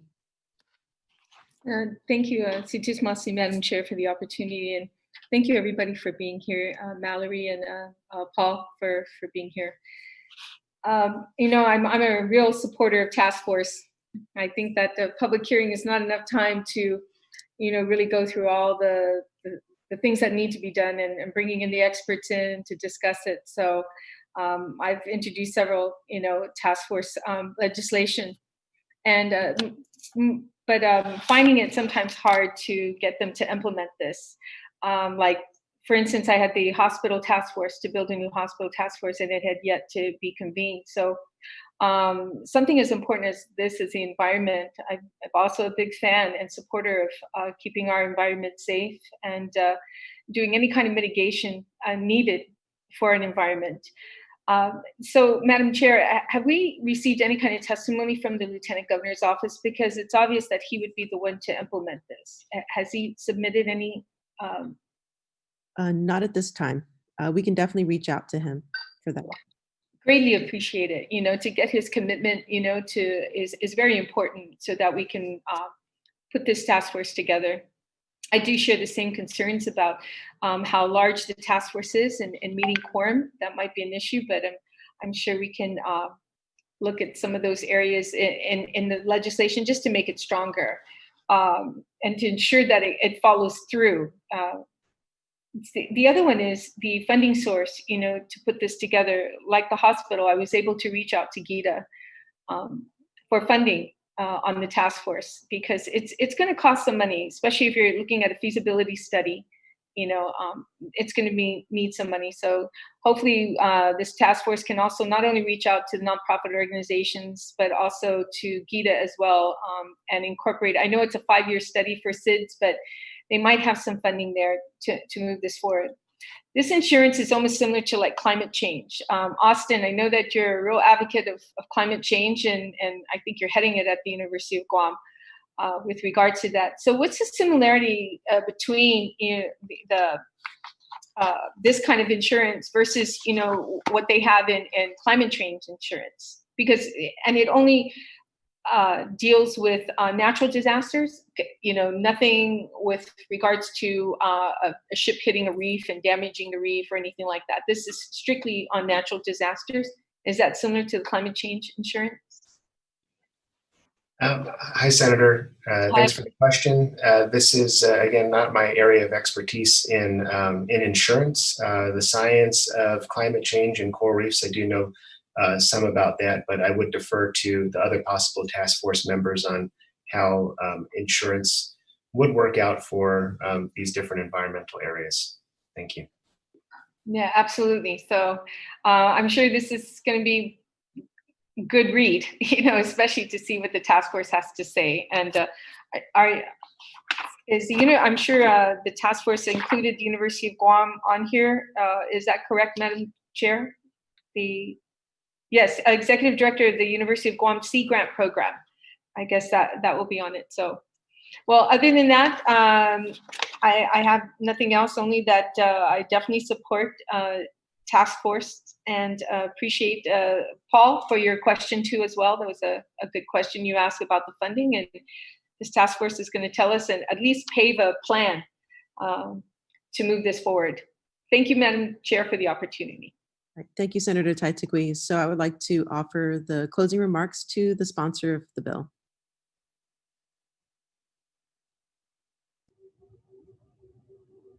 Thank you very much, Madam Chair. Thank you, colleagues, and all of those who provided testimony on this measure. I think the discussion was really great.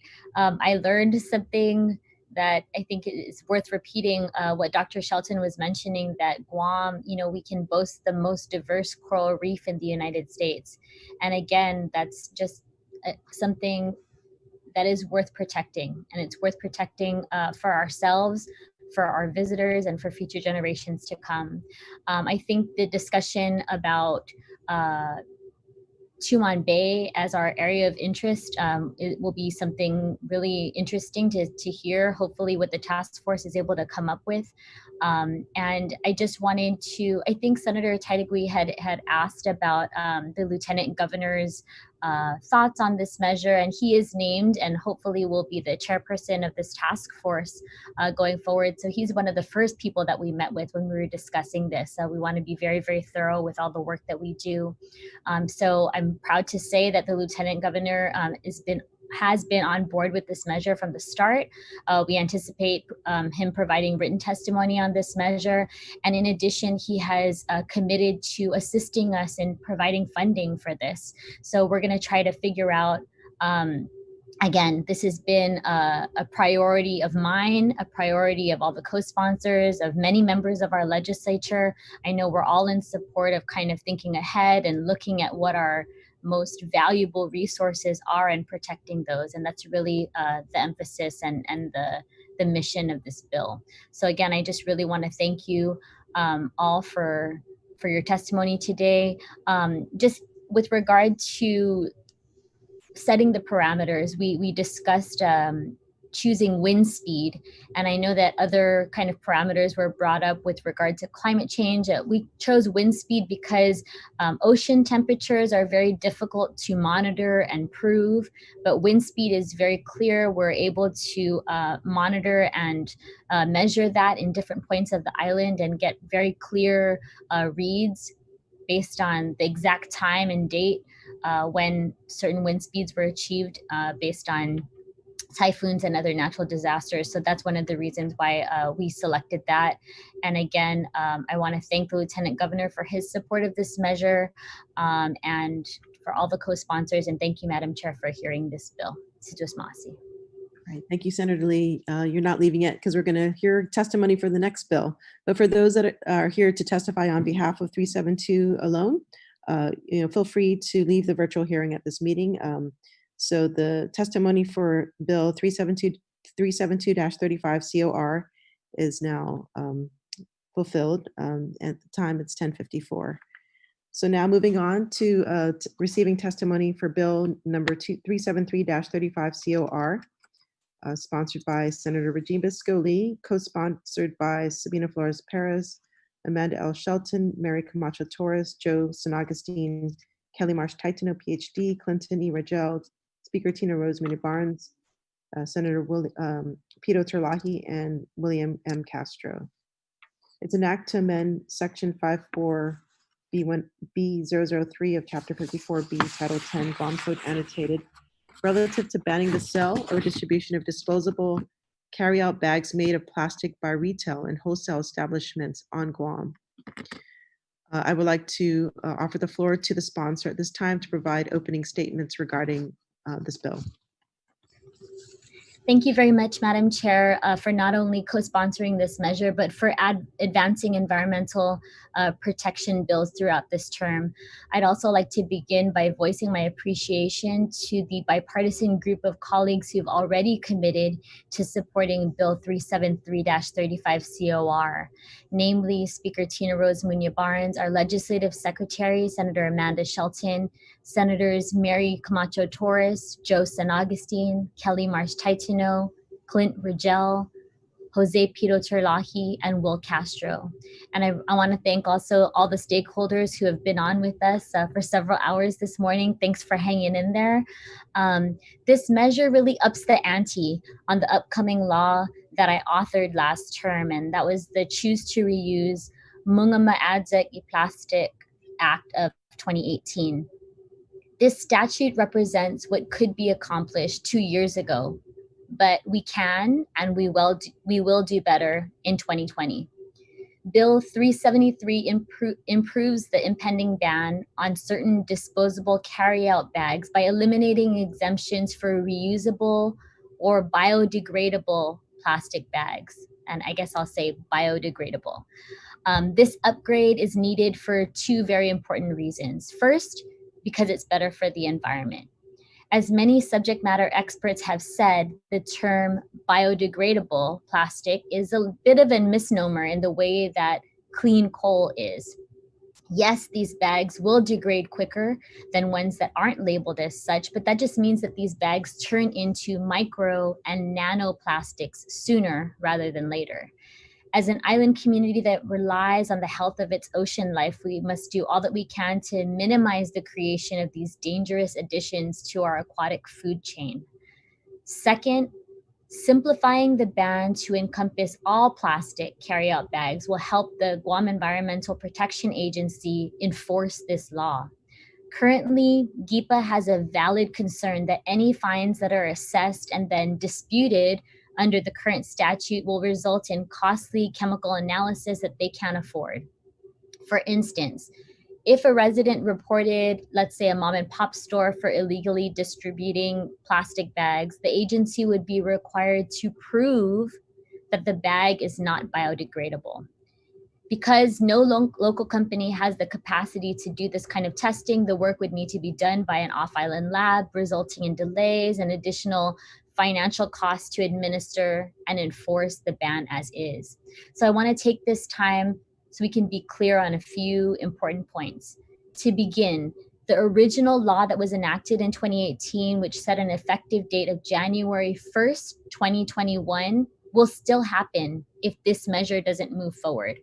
I know that many retailers and wholesalers have already begun to change their on-hand stock of plastic bags in anticipation, and I would encourage all businesses to continue your internal plans to move forward with phasing out plastic carry-out bags regardless of how this measure proceeds.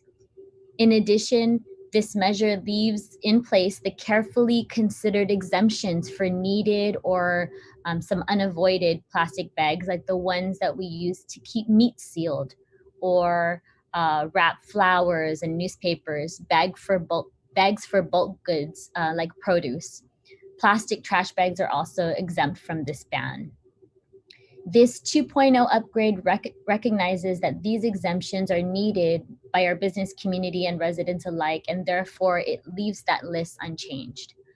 Bill 373, as it currently stands, will allow for paper bags to be given out at cash registers as an option to customers, but it leaves the flexibility for businesses to assess a surcharge to those requesting or needing these bags in recognition of the exponentially higher cost.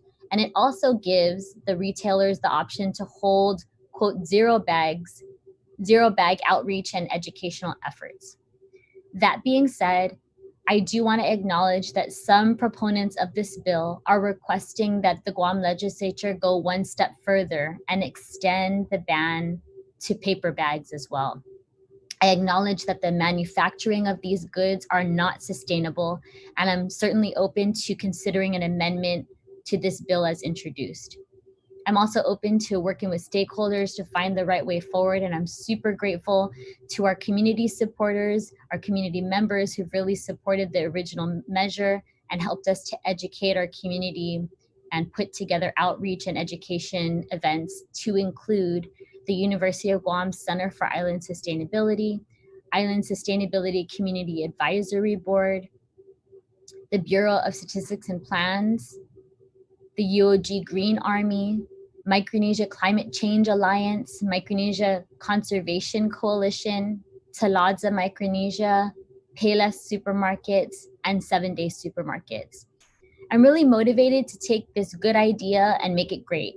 I'm also grateful for the benefit of time since the original law has passed, as well as a supermajority of our current senators backing this proposal. Now is the time to move forward with this measure, and I look forward to hearing from our community. Sidusmasi. Thank you, Senator Lee. So I'd like to open the floor to those providing testimony. So we do have a couple people signed up to provide the testimony, and let me find the listing. So we have Nico Valencia from the Guam chapter of Youth Climate Strike.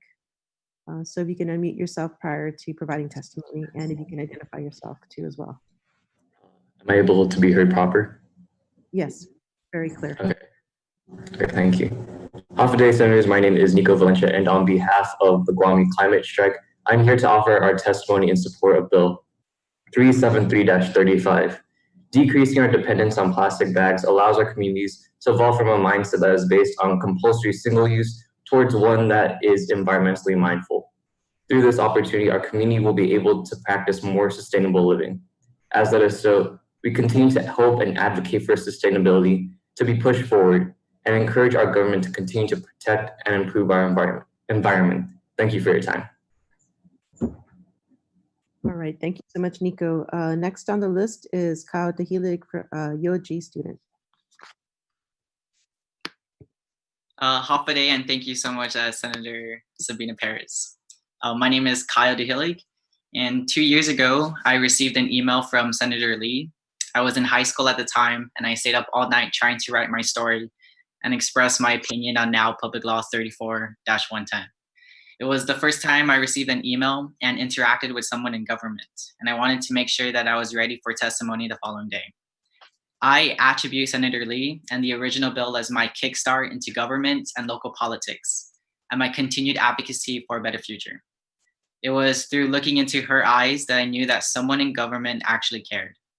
And in my first testimony, I raised support for levying a fee on plastic bags, which in turn would have helped businesses, programs, and the community.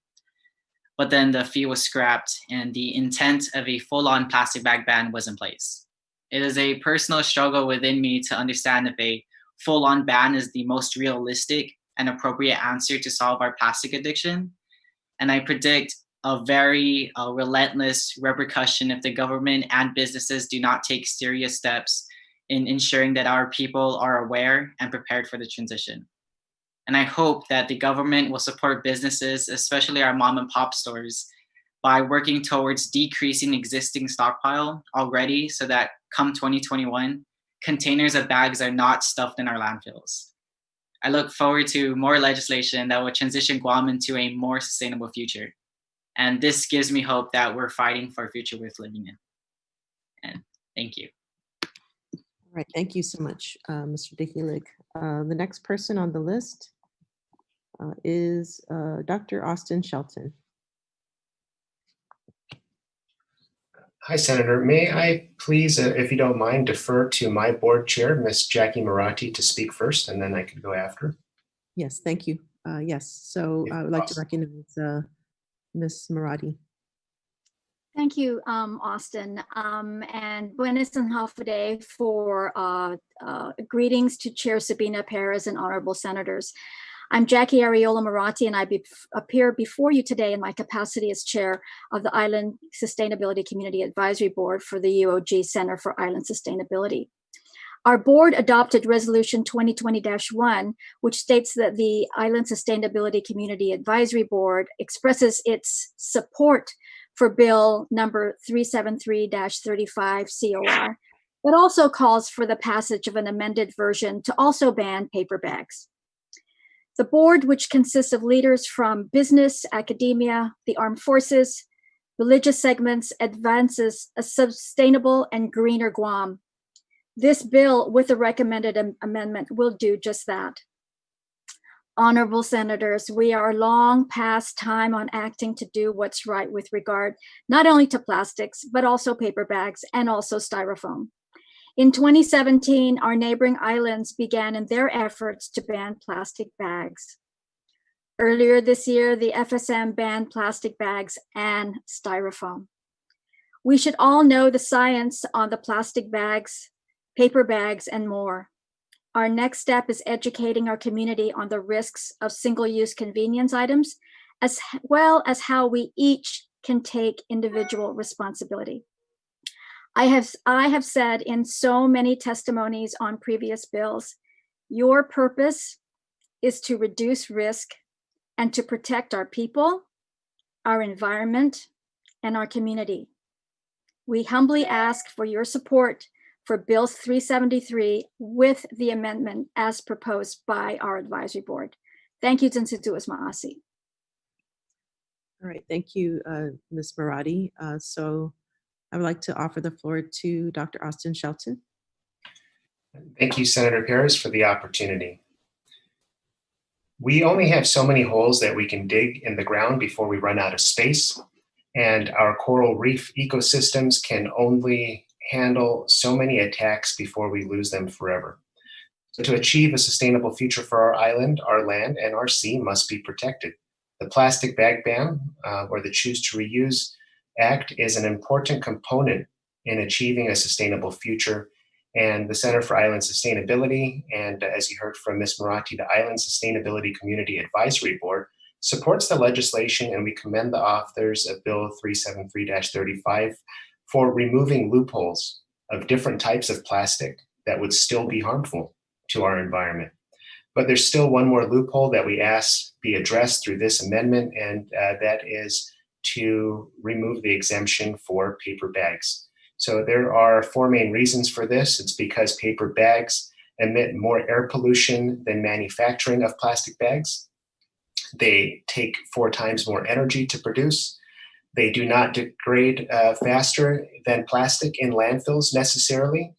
And they also add more mass to the landfills. They weigh 5 to 7 times more than plastic bags. So through our Guam Green Growth Initiative and other efforts at our Center for Island Sustainability and Sea Grant programs, we have been promoting the circular economy principles, which are to design out waste and pollution, keep materials in use, and regenerate natural systems.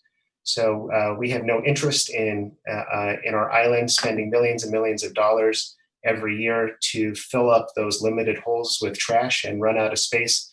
We would like to see the plastic bags removed from our island, and also these paper bags.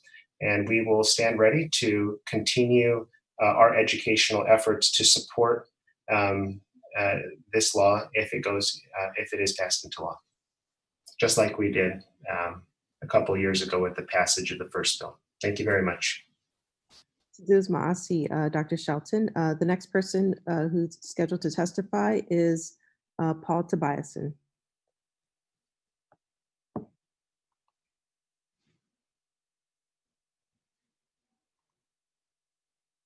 So, excuse me, Paul, if you can. Okay. I have to see the buttons on the screen here. Okay, I'm audible? Yes. Okay. Anyway, I'm not too much in support of the bill as it's written. I already submitted my written testimony as an email. I think you have that. I sent it yesterday to Perez and Bisco Lee. Do you have that? I'm sure we received it. I just have to pull it up. Do you have a copy Are you prepared to do an oral statement, or you would just like to submit the written? Yes, I'll state it in brief. Basically, what I'm saying is that I'm not so much in favor of a ban, but I'm more in favor of freedom of choice. So the idea would be that shoppers right now, if they want a plastic bag, they'll be charged for it, like 10 cents each bag, and that will give them a choice. Right now, if you go to Payless Market, they encourage you to bring your own shopping bag, and I think they give you a redemption, either 5 cents or 10 cents.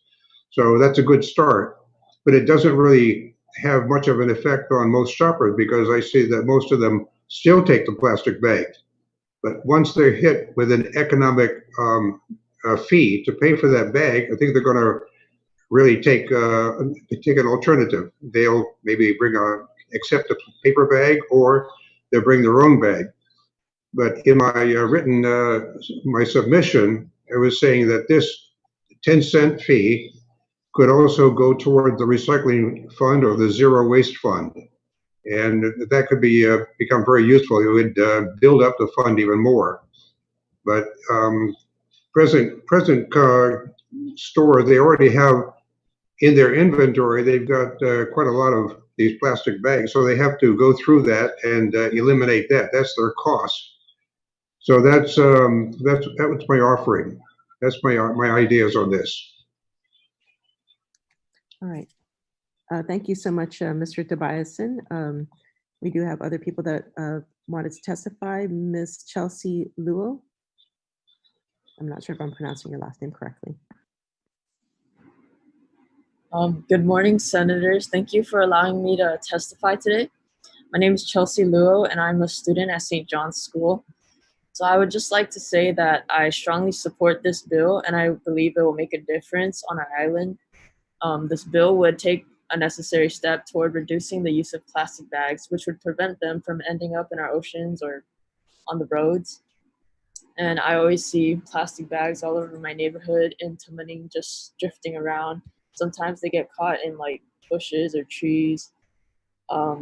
They're harmful to our environment, and non-biodegradable plastic bags or biodegradable, they're harmful and take hundreds of years to decompose. And a very small percentage of them are actually recycled.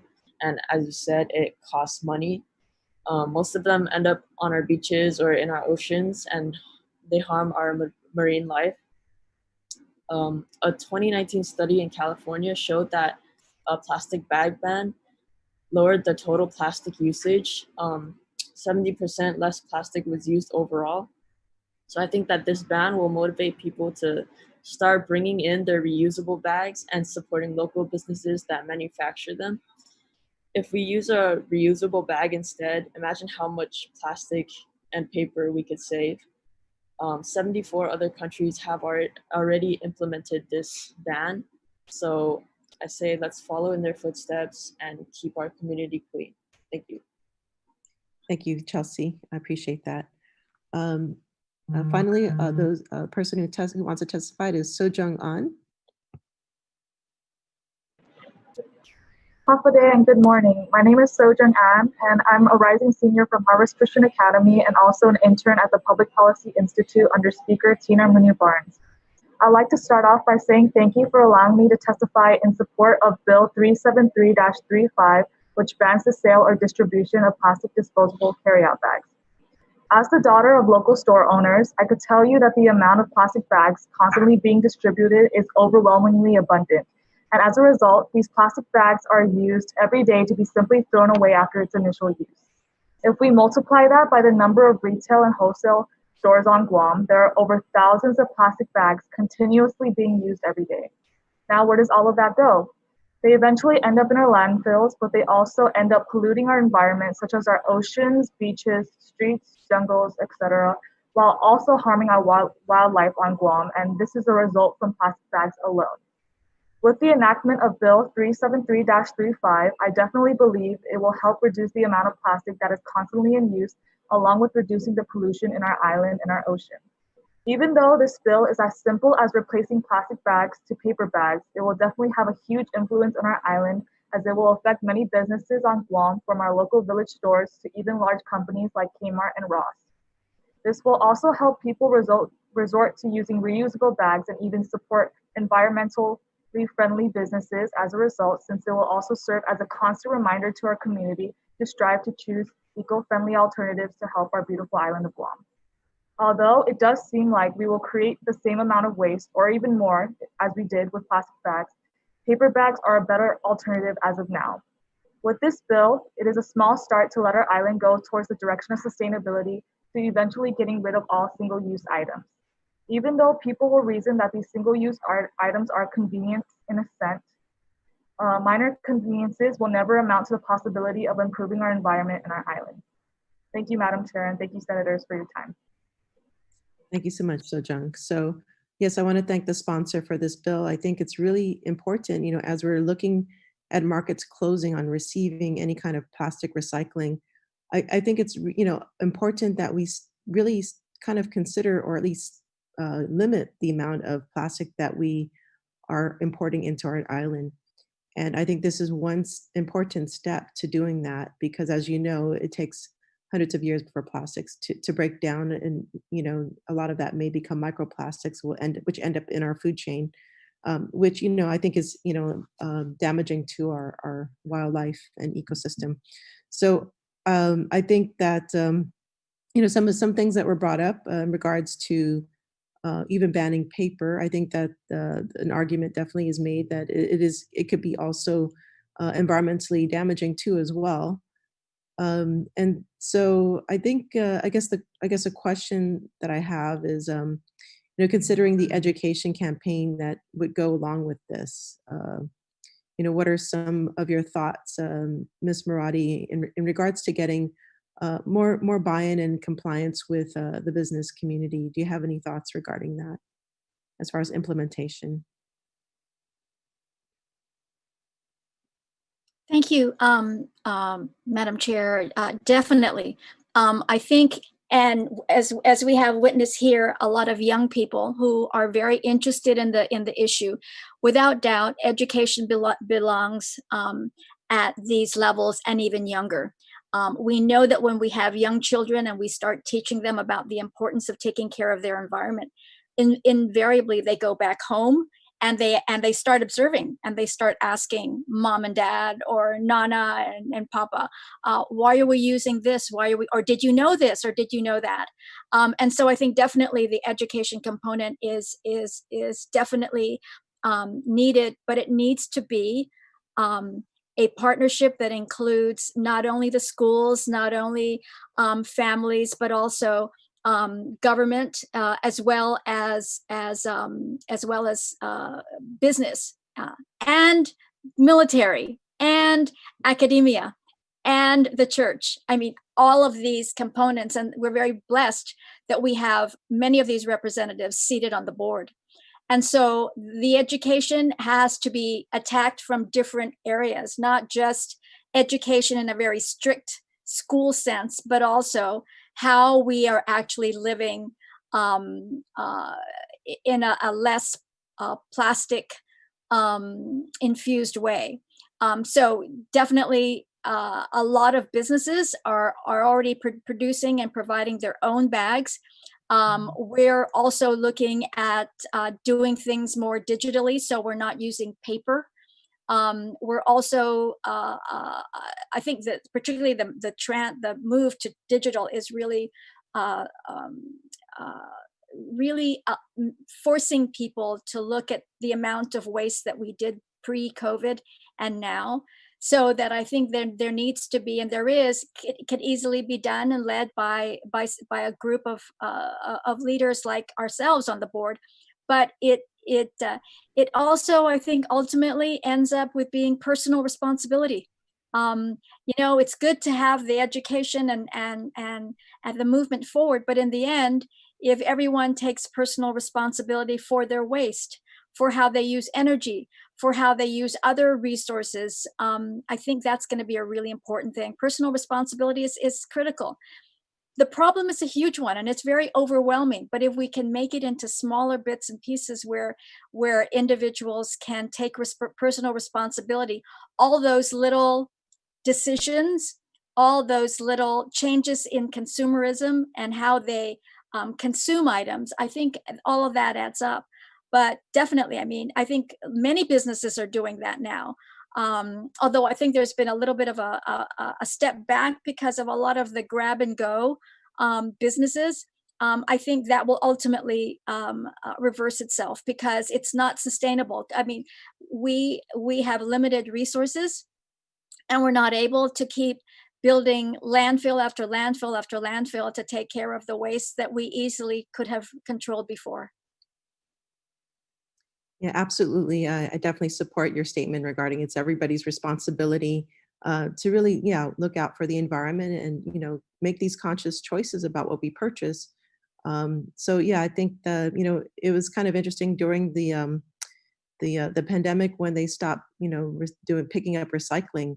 I became, definitely, I was already conscious to begin with, but just seeing the plastic. If there was plastic recyclables, I kind of basically avoided purchasing things or reducing my consumption to kind of limit the amount of recyclables in the recycling bin. So yes, thank you for that statement. Before we ask further questions, we do have Kwame PA, who's here to testify on Bills 373. So I would like to invite, I believe it's Administrator Walter Leon Guerrero, I believe is going to provide testimony. So thank you, Walter, for coming on. And I believe I see Bob Perron in the background. I'm not sure if he's going to present or you're just providing moral support. Just provide moral support and get more in tune with what's going on and what the legislature is doing about the issue. Yes. Great. Thank you for joining us, gentlemen. So Walter, when you're ready, feel free to provide your testimony. So I'm gonna speak on our verbal testimony. We will be providing our written testimony, which may have some added concerns, not concerns, but just items. I do want to acknowledge Ms. Barati's concern about the additional costs that may be added to the customers, and I do acknowledge that. I do understand, though. We also gave 2 years to make this happen. I do know that we changed our Senator Lee and the team based on our recommendations did change some of the verbiage that basically banned all plastic and required some paper bag or the use of paper bags. And in general, what we're kind of discuss here is, 2 years of being able to get to this point. To totally put a halt on it would be almost a travesty the legislature was so patient. So what we would like to propose, and I'll read the testimony that was written out that we read it, but I'm just speaking ad lib as so to speak. But there are concessions to that we could talk about. I mean, I know the bill talks about only paper bags. So some of our solid waste team has basically said, well, if there's a concern that paper bags are going to be cutting more trees down, going to be increasing or the carbon footprint, well then that's not maybe the option is to not have a alternative. Well, industry and the customers decide that. We have an abundance of companies that make reusable bags that people should not be coming in and getting any bag out. I mean, that would be the ultimate scenario. So to try to just automatically say, if you do go in, you're going to use paper bags. We are a little bit concerned about just that verbiage in it. And I apologize, Senator Lee, because I know that we had said this earlier, but just in retrospect, it's like, well, if it's going to cost that much and people are going to be up in arms about increasing our costs, well then let the people decide what they use, and then we can do I mean, example, and again, by no means I won't say that the company's name. They issue out boxes when you buy things, and so that totally takes away from the bag thing. And so there are options out there. And again, the best routed option is to actually have people have the reusable bags, cloth or whatever. I myself have at least 30 within my car, in my house, in my office. So I have more than abundant that I've run into. And sometimes I guess maybe because of my position, I get good fortune that I didn't have to buy many of them because I just got them at conferences. So it's definitely something that the cost benefit is thought of in our agency. But we do also understand there's been a 2-year hiatus for this to be taking place. And with that, I'm going to have Glenn speak, our SOC program manager, and tell him what our thoughts are as well. Hey, Senator. Good day, Glenn. Hi. So we were just talking earlier about the way the bill's written and imposing the use of paper bags. I had recommended that we just go ahead and stay with the banning of plastic bags, and then instead of requiring the use of paper bags, we leave that up to industry to decide, other than plastic bags, what type of bags they want to use. So that's basically our conversation that we had just prior to this. The bag issue came up. That's always been, an issue with a lot of environmentalists is saving our trees. But if you're going to choose between plastic and paper, paper is easily biodegradable, it's compostable, it's reusable. So you can use it for other things as well. Less problematic than plastic, I believe. But I think that if we just remove the required use of paper bags and we leave that up to industry and just not use plastic bags, I think it would give industry a chance to decide for themselves what type of bags they will provide their customers. I'm so sorry, Madam Chair, if I may, I don't mean to interject, but I really feel it's very important at this stage that we dispel any notion that we are requiring the use of paper. That is not what the bill says. It's very important for all of us to take the time to really read these bills and to be very clear about what's being discussed here.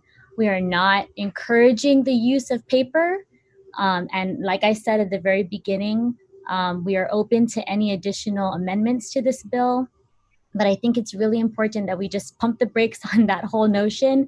I am absolutely not encouraging the use of paper. And I think all those who have testified previously, we've been very clear about that. So before we continue, I just really wanted to take the time and make sure that we're all on the same page here. Thank you, Madam Chair. All right, thank you, Senator Lee, for that clarification. Glenn, did you wanted to add any more to your testimony? No, that was that was it, and I think the rest is identified in Walter's testimony. The written testimony. Okay, so we'll look for that. Thank you. We also have Deputy Administrator Michelle Lastimosa from GWAM EPA. Did you want to also provide testimony, or are you here for some moral support as well? Just support. Okay, so you're in support of Bill 373?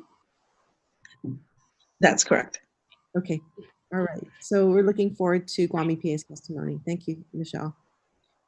So going back to questions, it was mentioned the FSM banned plastic bags. Do you have any feedback as far as how that was implemented? Are there some lessons we can learn regarding their implementation of the plastic bag ban? This question is perhaps for Dr. Shelton or Ms. Marati. I believe it was Dr. Shelton who had mentioned that earlier. No, it was not I, but I think the lesson is we should do it too. Okay. All right. Just wondering about our sister islands. How did it work out, and if they have lessons for us to learn from. Okay. So I believe we also have Ms. Kathy Scrow, who's joined us today. Were you interested in providing oral testimony for Bill 373? Half a day. Yes, I actually did submit written testimony earlier today to you, Senator Perez, as well as Senator Bisco-Lee. But in summary, we have met numerous times, both from Payless, wearing my Payless hat, and I am also on the advisory board. And I would like to basically just summarize our support of a sustainable island. Payless has always been an advocate of reusable bags. However, we support the amendment with regard to not having brown bags be allowed. And I know I did hear you say that it was not a mandate. However, that from the way the bill is written, it seems that seems to be the option for a retailer. And I feel that we should exclude both biodegradable plastic and brown bags. Okay. Thank you for that. So as far as what is you see as the alternative as a company, what are you planning to implement in regards to the ban of plastic bags? We had a plan in place, an aggressive plan to align with your January 2021, and we were going to slowly add to our MOB Wednesdays, no bag, and we do give rebates, of course, but with the whole COVID situation, we put a pause to that. Our plan is soon to reinstate our adding additional days leading up to January. I actually am open to the idea that Paul Tobiason had presented with regard to the fees. That's something that many states have implemented. If we're obviously going to continue to have reusable bags available for sale, but if someone brings it in, or if we have a minimal supply, then it's something that, I feel that there could be some form of a fee available for customers and it becomes more of a deterrent. Yes, I see that. I see if it costs more, the people perhaps are not going to, or hopefully they can remember to bring their reusable bags at that point. Okay, well, thank you. Oh, sorry, did you want to add to that? And I also support what Jackie Maratti had shared with regard to the education campaign. I think it's going to be very, very critical, and we really only have a few more months left. It's important to get the word out with the community as well as retailers, the supply costs and their inventory. It's really important right now to move forward with getting the message out so that as a supply expense, we could understand where we are with our plastic and our brown bags. And also the hygiene aspect of the reusable bags. That message, we're prepared, we've got our information, and we're going to bombard our social media and our stores with regard to hygiene and how to clean reusable bags. So given this timeline, so we're right now in August, do you think there's enough time to phase out what currently is in inventory so that they are in compliance? Perhaps there can be some sort of transition. To Paul's point, if it were still available for a fee, then it would not be as painful for a retailer to slowly dwindle down their supply, and then to get a feel of what that inventory level will be. Okay. All right, thank you for that response. So at this time, I'd like to open up the floor to my colleagues for questions. Senator Kelly Marsh-Titano. Madam Chair, and I really appreciate everybody who's come here to testify.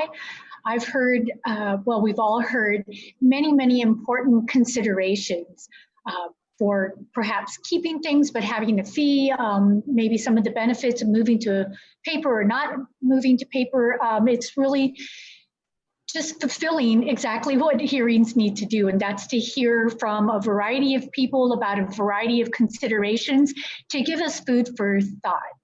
So I wanted to start off talking about, you know, I was really pleased to be part of this bill because we do need to find these ways to move forward. We all probably wish it was a little bit faster, but we tackle these things one at a time or as larger issues as we can. And then, as has been discussed, we need the awareness and to get people prepared and to get stocks utilized so that we're making the transition as smooth as possible and getting people on board. I mean, we really need to get people on board. So with the discussion about the paper, from a social scientist perspective and otherwise, you know, at first I had looked at paper and I know that it's less risk in a lot of ways for our wildlife. The discussion of getting away from microplastics and nanoplastics is extremely important for those of us who live off of the bounty of the sea and so forth, as much of our community does. And with the paper, it has the potential to decompose quickly, but as was mentioned, you know, garbology and other similar fields study this, and it can take, if you don't take care of the particular way you're putting things into the landfill, even a banana peel can take 8 years or more to decompose because of the way that it's all stacked in there. So from the social science perspective, you know, I'm kind of thinking if we're going to be changing a behavior, maybe the direction to go is to rip the Band-Aid off and make it, you know, just one big behavioral change and maybe not consider steps, but we're still thinking all of this through, all the testimony that's been provided. With that, there are still some alternatives, and I don't know how the author of the bill feels or the people of this hearing feel about this, but there are things such as bags made out of cornstarch. So I don't know if that completely gets away from biodegradable issues. If it does enough to provide an option that isn't paper and it isn't plastic, but it may be something to consider. So that there are still options, and maybe putting those two together. It's cornstarch, so it's more biodegradable, but then there's a fee. You know, there may be a balance to this that we can continue to be thinking about. I guess I could stop right there. I do have another question, but maybe for Ms. Marotti or others who might have studied about these alternates, whether cornstarch bags would be an issue, or if anybody has looked into some of these alternatives. I think we've certainly seen options to paper and plastic in terms of whether those materials are reusable or repurposable. You know, we've seen many examples. I don't know if anyone else wants to hit on the science part of it, but definitely we've seen many options in terms of what the bags could be made of that are far more easily either repurposable or biodegradable. But for sure, there are options, Senator, besides paper and plastic. And I think you're being able to say that really maybe will give people a level of comfort that as we're talking about a behavioral change, but that there are options. And when I looked at, now I don't know the wholesale costs of these things, but it seemed like cornstarch has been around long enough that they are pretty affordable. So I'm not speaking from the wholesaler perspective or the retailer perspective, but again, it it or other options may be something that can work for people and make them feel like they still have some options. The other thing that I was looking at, and a lot of times with bills, we want them to be streamlined and straightforward. And so I don't want to overcomplicate it to the point that it becomes difficult to implement in itself. So I just wanted to bring up the topic of whether anybody saw value in having some legal definitions for a reusable bag. I saw that California has some definitions. It seemed like maybe they got a little carried away with, with what the definitions were, and we don't want to necessarily start making it a burden on everybody by over legislating, but maybe other people have done more research on this. Did anybody have thoughts on whether reusable bags needed to have any sort of definition or guidelines? I'm sorry, Senator. This is Walter Leardro, MEP Administrator. I have in the office, of course, the solid waste program manager, as well as our recycle specialist in our agency. And quite honestly, they're just the statement that they're saying is, there's a lot of options, a lot of definitions that can be utilized. One of the biggest ones we were concerned when we first met with Senator Lee's team was again the definition of a reusable bag, which we brought to their office things that Hawaii allowed, like extra thick plastic bags. So again, our message was, are we out to eliminate plastic from the basin as much as possible, eliminating all plastic from the carry out, from cashier and off. And that's the message that Senator Lee's team got, which is we're quite happy with. It's just a matter of now what definition do we want to be used and what is allowable. And from the messaging that I'm hearing from the team here, is the message is quite simple. Just the elimination of plastic so that we can try to eliminate some of the microplastics, which by the way, is trying to work with US EPA to do a pilot study on microplastics in a location on Guam, where we want to see what actually is out there, both on the beach and in the water. But again, our main concern is to eliminate the plastic waste stream. The microplastics don't continue to grow in the environment in this world, because we're seeing that microplastics really have the affinity to hold contamination in the water column. So that's one of the things that we're ultimately trying to cease and stop. And so, again, for us, it's not necessarily what the other alternatives are, it's elimination. Thank you. To Ms. Masi for that, and then I look forward to some additional testimony on that. I guess some of my concern was that some of these reusable bags might be plastic themselves, or I mean, I've got a variety of reusable bags, and at least they keep things from the landfill, but I have brought from the Philippines like juice packets that have been woven into bags, and I mean, I guess eventually it'll make it to the landfill, so I don't know, but it's something to consider anyway. And I do appreciate the discussion about hygiene, because that is part of the concern, is how to keep those clean. And especially in this COVID-19 crisis, although grocery shopping and so forth haven't been found to be big issues. I know at least at the beginning, people were really sanitizing anything, including myself, that came from the grocery store and so forth. But my last question is, with this, and maybe I've missed it, but if Ms. Groh is still here, has Payless and other entities, have they been working on minimizing or eliminating the plastic produce bags as well? I maybe haven't paid close enough attention to that to know. You know, we have made available an option. It's a mesh bag. But there are two areas in a grocery store, and it's more so in the meat department because of the leakage of blood. those are the exceptions where we actually do need to have plastic in our store. Other than that, we've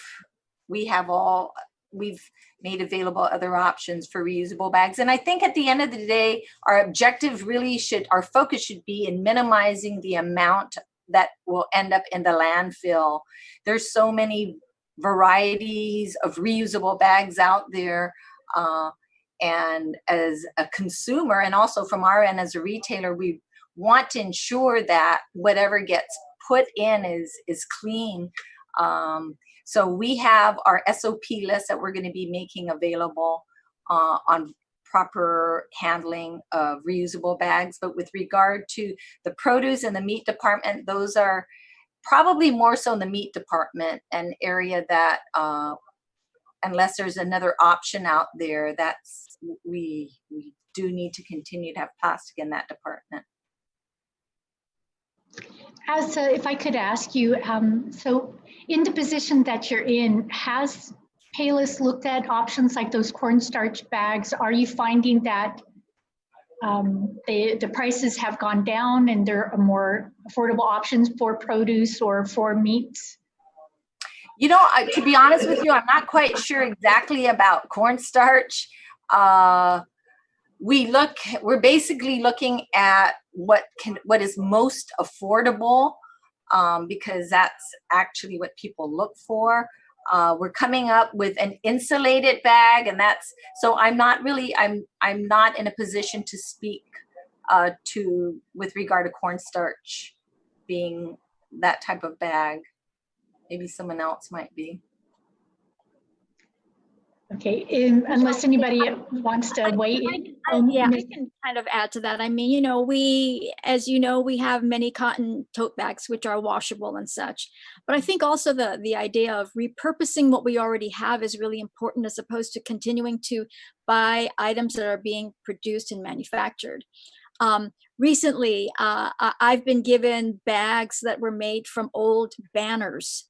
So, the old banners that people use in campaigns, and those people who might have banners that may not be running, those I've seen people make bags out of those items. We also have, cajillion years ago when we were weaving coconut leaves or even leaves from of other plants. I mean, those have been used to contain things.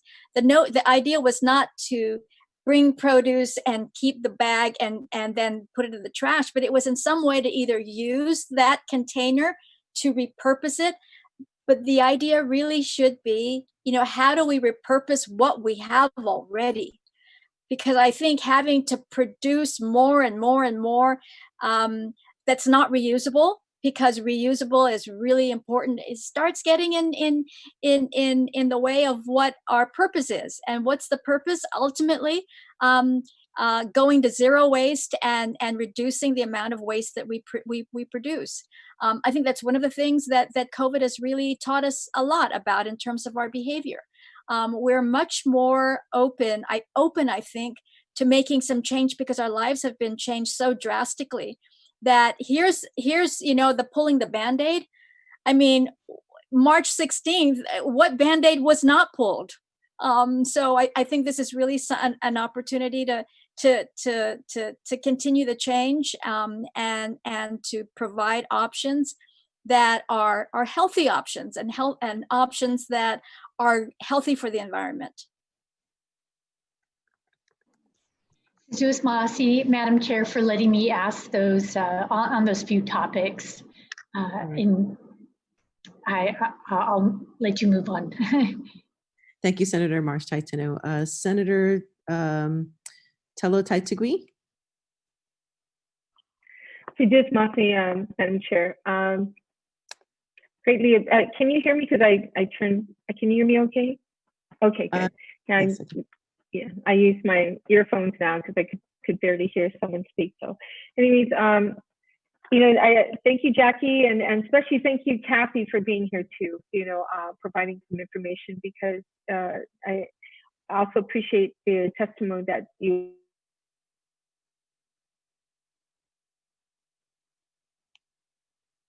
Oh, she suddenly froze.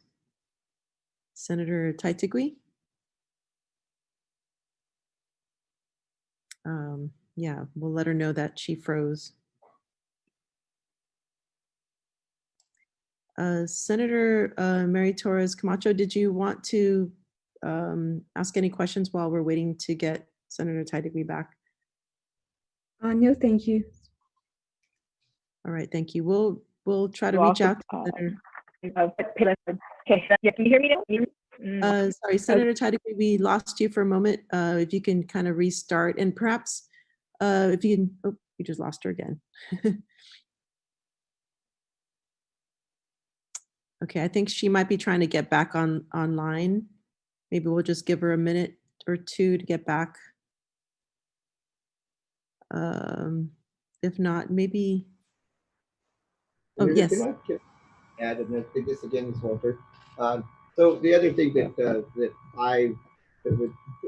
I missed from making the opening statement, the bill talks about any of the fines and fees going to the RRF, and we really think this should go to our solid waste program special fund, and that's just something that we would like to make sure that the senators do.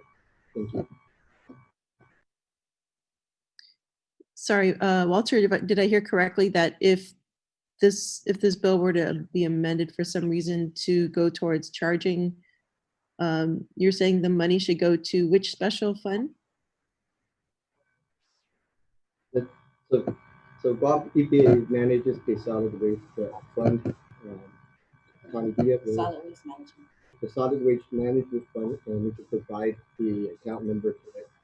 We just feel that if we're enforcing this bill, and any of the fines and fees that are attached to this bill, because we have to support this bill through manpower and womanpower and just everything. But the money, instead of being allocated to the RF, comes directly to our solid waste program.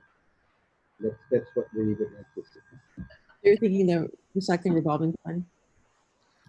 Over the recycling revolving fund, we would like to see the money deposited into the solid waste fund. Okay. All right, so we have Senator Taitigui back. Senator Taitigui, Thank you. Can you hear us? Thank you, Madam Chair. I don't know what's going on. I guess it's poltergeisting over here on my Wi-Fi. But just really quickly, Jackie Marati is still there. Yes, she is. And I already thanked Kathy for being on there. And I do have her testimony. I appreciate it. Paul, I'm looking forward to your testimony as well. If you can provide that not only to the oversight chair, but if you can send it to all senators, and we're on the website. I appreciate any testimony that you have. Jackie mentioned earlier, of course, talking about the education push and you know, the need for it. And considering COVID and what's going on, a lot of things have been pushed back and put on hold. And I know that we want to get to that point of January 2021 to implement this. I know that Hawaii has the same kind of initiative moving forward. But it's very important on the education part. Would you have any issues with kind of pushing this deadline back, or do you think that you're able to provide that education that you're talking about so passionately, that's so needed, to be able to do it in time before the January 1st, 2021 deadline? Thank you so much for asking. We definitely, as a matter of fact, the month of July was about plastic pollution. And so we actually began within the organization to start talking about that. July was supposed to be plastic-free month, so we began reminding people, you know, don't forget, plastic bags will be banned starting January of 2021. Of course, everybody is very, very, very distracted, but I think the importance of, again, behavioral change, and you know, a lot of people say we can't wait to get back to normal. Sometimes normal was really not that good. And I think when it comes to the use of and the creation of waste and stuff, I don't think our normal was that good. And here's a way that we can make the new normal even better. I do believe that a lot of the education needs to be focused with young adults. And so we have access to a lot of financial empowerment programs that we have now begun to do virtually. And, you know, we're more than happy. As a matter of fact, some of the young people that I see here, we would love to get together to talk with you. I know UOG has their army. I know that a lot of the other schools had their own green army. That would be a great thing to kind of get them going as school starts again. But it really is about how you take care not only of your people, but also the environment for the future. We've all been seeing, there are a lot of anecdotes about how our beaches, some of our beaches are actually improving because they have not been, there has not been a lot of crowds of people there. And, you know, this is the kind of future that we want. And it also happens to be good business. I mean, people, particularly the people that we want to invite from our key destinations, they're very concerned about their environment. And so I think when you see an alignment of values, they're going to want to come to a place that respects the environment as well. So what better place but to do that also. And thank you, Jackie, for that. But so my question again, you don't think that there should be some kind of delay into implementing this on January 1st is my question. No, I don't think there should be a delay. So the other one is, you know, this bill basically, in your testimony, you said that even not only plastic bags, but you know, even paper bags should not be allowed as well. But the bill does say that it still allows it, you know, and it says that retail or wholesale establishments shall not offer for sale or distribute disposable carry-out bags unless such bags are made of paper. Yeah. I think that, and thank you for that. I think we are asking for consideration of specifically brown paper bags, only because, to be very again explicit, only because of the amount of waste they produce, the amount of energy it takes to produce brown paper bags, and ultimately the idea of having reusable bags. That is ultimately the purpose, I think, of what we're looking toward. Okay, so yeah, and so that means the amendment would have to say brown paper bags. That's our request. Right, and Senator, that's actually in the resolution that we provided from our advisory board. Okay, I appreciate that, Jackie. You have my email address. If you can send that to me directly, I really appreciate it. I'd like to read what you have written. Okay, other than that, thank you so much again for being here and for all the testimonies, especially the young generation. It's your future that you're fighting for, to make sure that you have the same opportunities as we did, as you know, as baby boomers had. So thank you so much for fighting for the environment, and I hope to see you on and anything else that has to do with, you know, protecting our environment and sustainability. It's all about sustainability, right, Austin? Thank you so much. Thank you, Madam Chair. All right, thank you, Senator Taitigui. And I believe, yes, I'm supportive of the plastic bag, carry-out bag ban. We definitely need to make a step in reducing what's going into our landfill. And I think really what's going to provide the success of this is the educational campaign. And developing that culture of care, I think is what's critical. And if we only can take responsibility, remind each other that it's our responsibility to basically be more conscious about what we purchase and what we throw away, if we throw away. And I know Austin Shelton has some great ideas as far as our circular economy goes. And I know later on we're going to be talking about another bill to talk about reduction of waste this afternoon. But I would like to offer the floor to the author of the bill for closing remarks before we adjourn. So Senator Lee, if you have any closing thoughts or remarks regarding the plastic bag ban.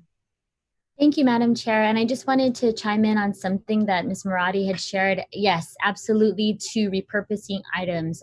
One of my favorite reusable bags that's super, super durable is one that's made out of Zesto drink pouches. That's similar to kind of Capri Sun fruit drink pouches. It's super, super durable, and I use it all the time. One question, actually, Madam Chair, that I wanted to pose to some of the folks that testified is just if they would be in support of an amendment to include paper bags in the ban. And I wanted to maybe hear from some of the Guam Youth Climate Strike folks or members of the Public Policy Institute, if they're still on. So if any of you want to just chime in and just, I wanted to see if you would be in support of an amendment to include paper bags in the ban. Brown paper. Hello. Hey, Nico. So representing Guam Youth Climate Strike, I think we were going to actually say that we originally supported also the banning of these brown paper bags as well. But since you also mentioned it, we would fully support that being added to the legislation. Thank you.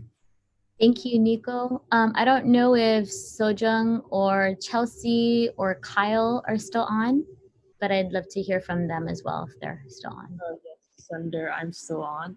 I'm also in support of banning the paper bags, and I think we should just start to move toward using reusable bags and start getting into the habit of using less paper and plastic altogether. Thank you, Hi, Chelsea. Senator. I'm sorry. Hey, Sojung, sure. Okay. I'm still in support of banning paper bags as well, but I do believe that we should have a gradual amendment on that, as we should just start off by banning plastic bags first so that everyone is able to adapt to it. And then afterwards, if all goes well, then we should also ban paper bags as well. Thank you so much.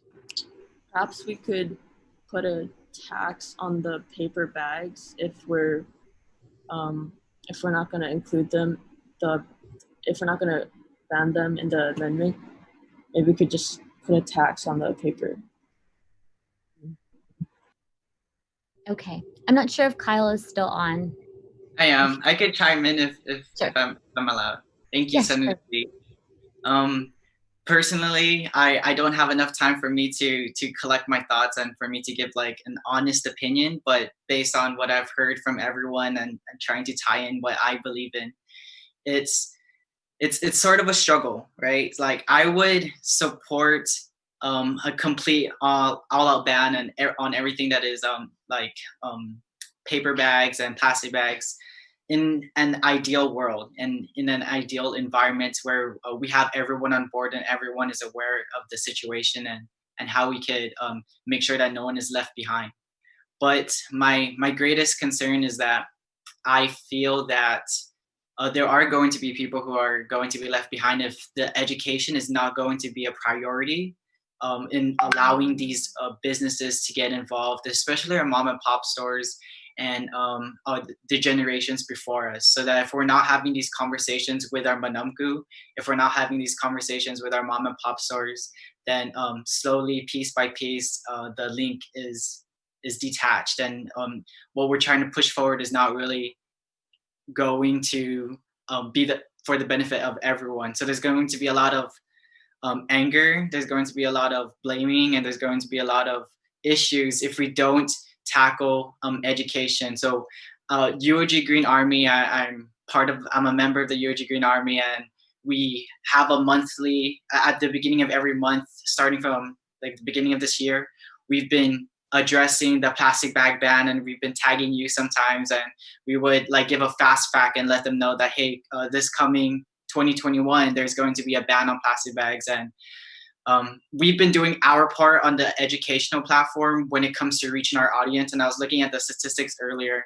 We've reached around 200 people, and we would get some reshares and reposts. But the audience that we are reaching may not be the audience that really truly understands the steps for us to move forward. So looking into statistics, we are reaching a younger audience, and I'm sure that the younger audience, on behalf of a member of the younger people, I guess Gen Z, we are easier to adapt to change, and then we are also able to understand things a little bit more quickly and use social media as a means of us perpetuating our message and getting people involved. So we have the young people as part of the conversation. As you can see, that even many other people in the Gen Z are here giving testimony. But my greatest concern are the people who vote most, and who are the ones who go to the polls and may need much more guidance and much more reassurance. So, sorry, that's a long tangent. I do support, in general, I support an added amendments, but I just hope and I pray that it's something that's going to be implemented that doesn't leave anybody behind, especially our older generation. Thank you so much, Kyle. I really appreciate your insight. And Mr. Tobiason also just had a comment in the in-app chat feature. He said, perhaps locally we jeans. And I think that's, again, kind of the idea of the circular economy, taking our old or used clothing materials. There's just a lot of materials out there that we can certainly repurpose for this. And so I just wanted to, Madam Chair, go ahead. Yes, thank you, Senator Lee. There's just one comment from Senator Taitakui, if you can, Thank you so much. Before the closing, thank you, Madam Chair, for the opportunity. Sojong, you mentioned something earlier that I just wanted to say that I truly agree with you, being able to do this slowly and be able to have insight, because paper bags was never part of the original bill. And it may be a concern. It's not really substantive because it was not the original bill, inside the original bill, that now we're making an amendment to. So maybe we can, Madam Chair, have another public hearing based on just paper bags by itself, because there are other retailers out there who've already purchased these bags right now. So I think we should at least give the opportunity for something to be concentrated on paper bags, and to allow the merchants and those involved, the stakeholders involved. So it is not substantive to the original bill. I just wanted to make that comment for the record. Thank you. All right, thank you, Senator Taitakui. Senator Lee, so you have the floor. Thank you. And Mr. Tobiason, I agree with you. Lawmakers should have staff show a good example by not using plastic bags. And I gotta tell you, every single time I go to my local grocery store, and if I don't have bags, I'm shoving things in my purse. I'm trying to carry whatever I have out. And it's always a reminder to me that we all need to lead by example. And I think, we're kind of preaching to the choir here, everybody that's on this, that's participating in today's proceedings. I think we get it, and we need to do a better job of educating the rest of our community. So I just really want to thank you, Madam Chair, for hearing this bill today. I think so many people who testified know better than most the consequences of plastic carryout bags and the consequences that they've had on our island. And thanks to a report commissioned by the Guam Coastal Management Program, the Bureau of Statistics and Plans, and Guam EPA, we can break down the numbers for everyone today to show why we need policies like Bill 372-35. 45% of trash found at illegal dump sites are plastics. But even more concerning, up to 60% of the plastics in the landfill come from the group that includes plastic bags. Just imagine that. Instituting this change can help get rid of a large chunk of what's dumped in our parks, beaches, neighborhoods, and it can also eliminate up to 60% of the plastic that goes into our landfill. And I think this is super important, not just from an environmental perspective, but also just an economic and a government-related perspective, because earlier this term, we passed a bill that was authored by you, Senator Perez, thank you very much, to float a bond for $30 million for the landfill. Every effort to minimize what goes into our landfill has a direct effect on how often and how much we spend on what Dr. Shelton testified, digging holes in the ground. And I think we really, really need to be forward thinking and really be good stewards of this very precious resource that we have. So I think this report advises us to evaluate these options for reducing single-use plastic, which includes the plastic bags. Let's listen to our experts, but also listen to our spirit, our hearts. Let's think about our current landfill, but let's also be guided by the waste that we leave behind for our children and grandchildren and, 7 generations beyond today. I really, really want to thank everybody for being here, for providing testimony, for all the senators that were here to ask questions and listen to the public. So thank you to Ms. Jackie Murati, to Dr. Shelton, to Mr. Tobiason, Ms. Cappy from Payless, who's always been a part of these discussions. Thank you to the Guam EPA. We will definitely take a look at the fines and fees going to Solid Waste Management Fund. But especially I want to thank Chelsea, I want to thank Sojung, Nico and Nico Valencia and Kyle DeHelig for lending their voices to our proceedings today. It's super important for us to hear from the community, but also to hear from the generation that will be most impacted by this decision. So I think it's also important to just take a step back and not kid ourselves about the big picture on environmental law. In many respects, including on plastic bags, Guam is so behind our sister islands in the Pacific. If we're going to purport to be regional leaders, let's lead. Let's lead by example and enact laws that really make us, the largest island in Micronesia, a better neighbor and a better global citizen. And I think that's what this bill does. And so again, I thank you all for your participation today. Thank you, Madam Chair, for hearing this bill. And I look forward to moving it at the earliest possible time. Sijus Masi. Thank you so much, Senator Lee, and thank you for all those that participated here today and spending this morning with us on a very important issue about reducing what goes into our landfill and also protecting our environment. So without further testimonies or questions, the Committee on Environment, Revenue, and Taxation Procurement will adjourn this virtual public hearing. The time is now 12:12 p.m. Sijus Masi, everyone. Have a great day. Bye.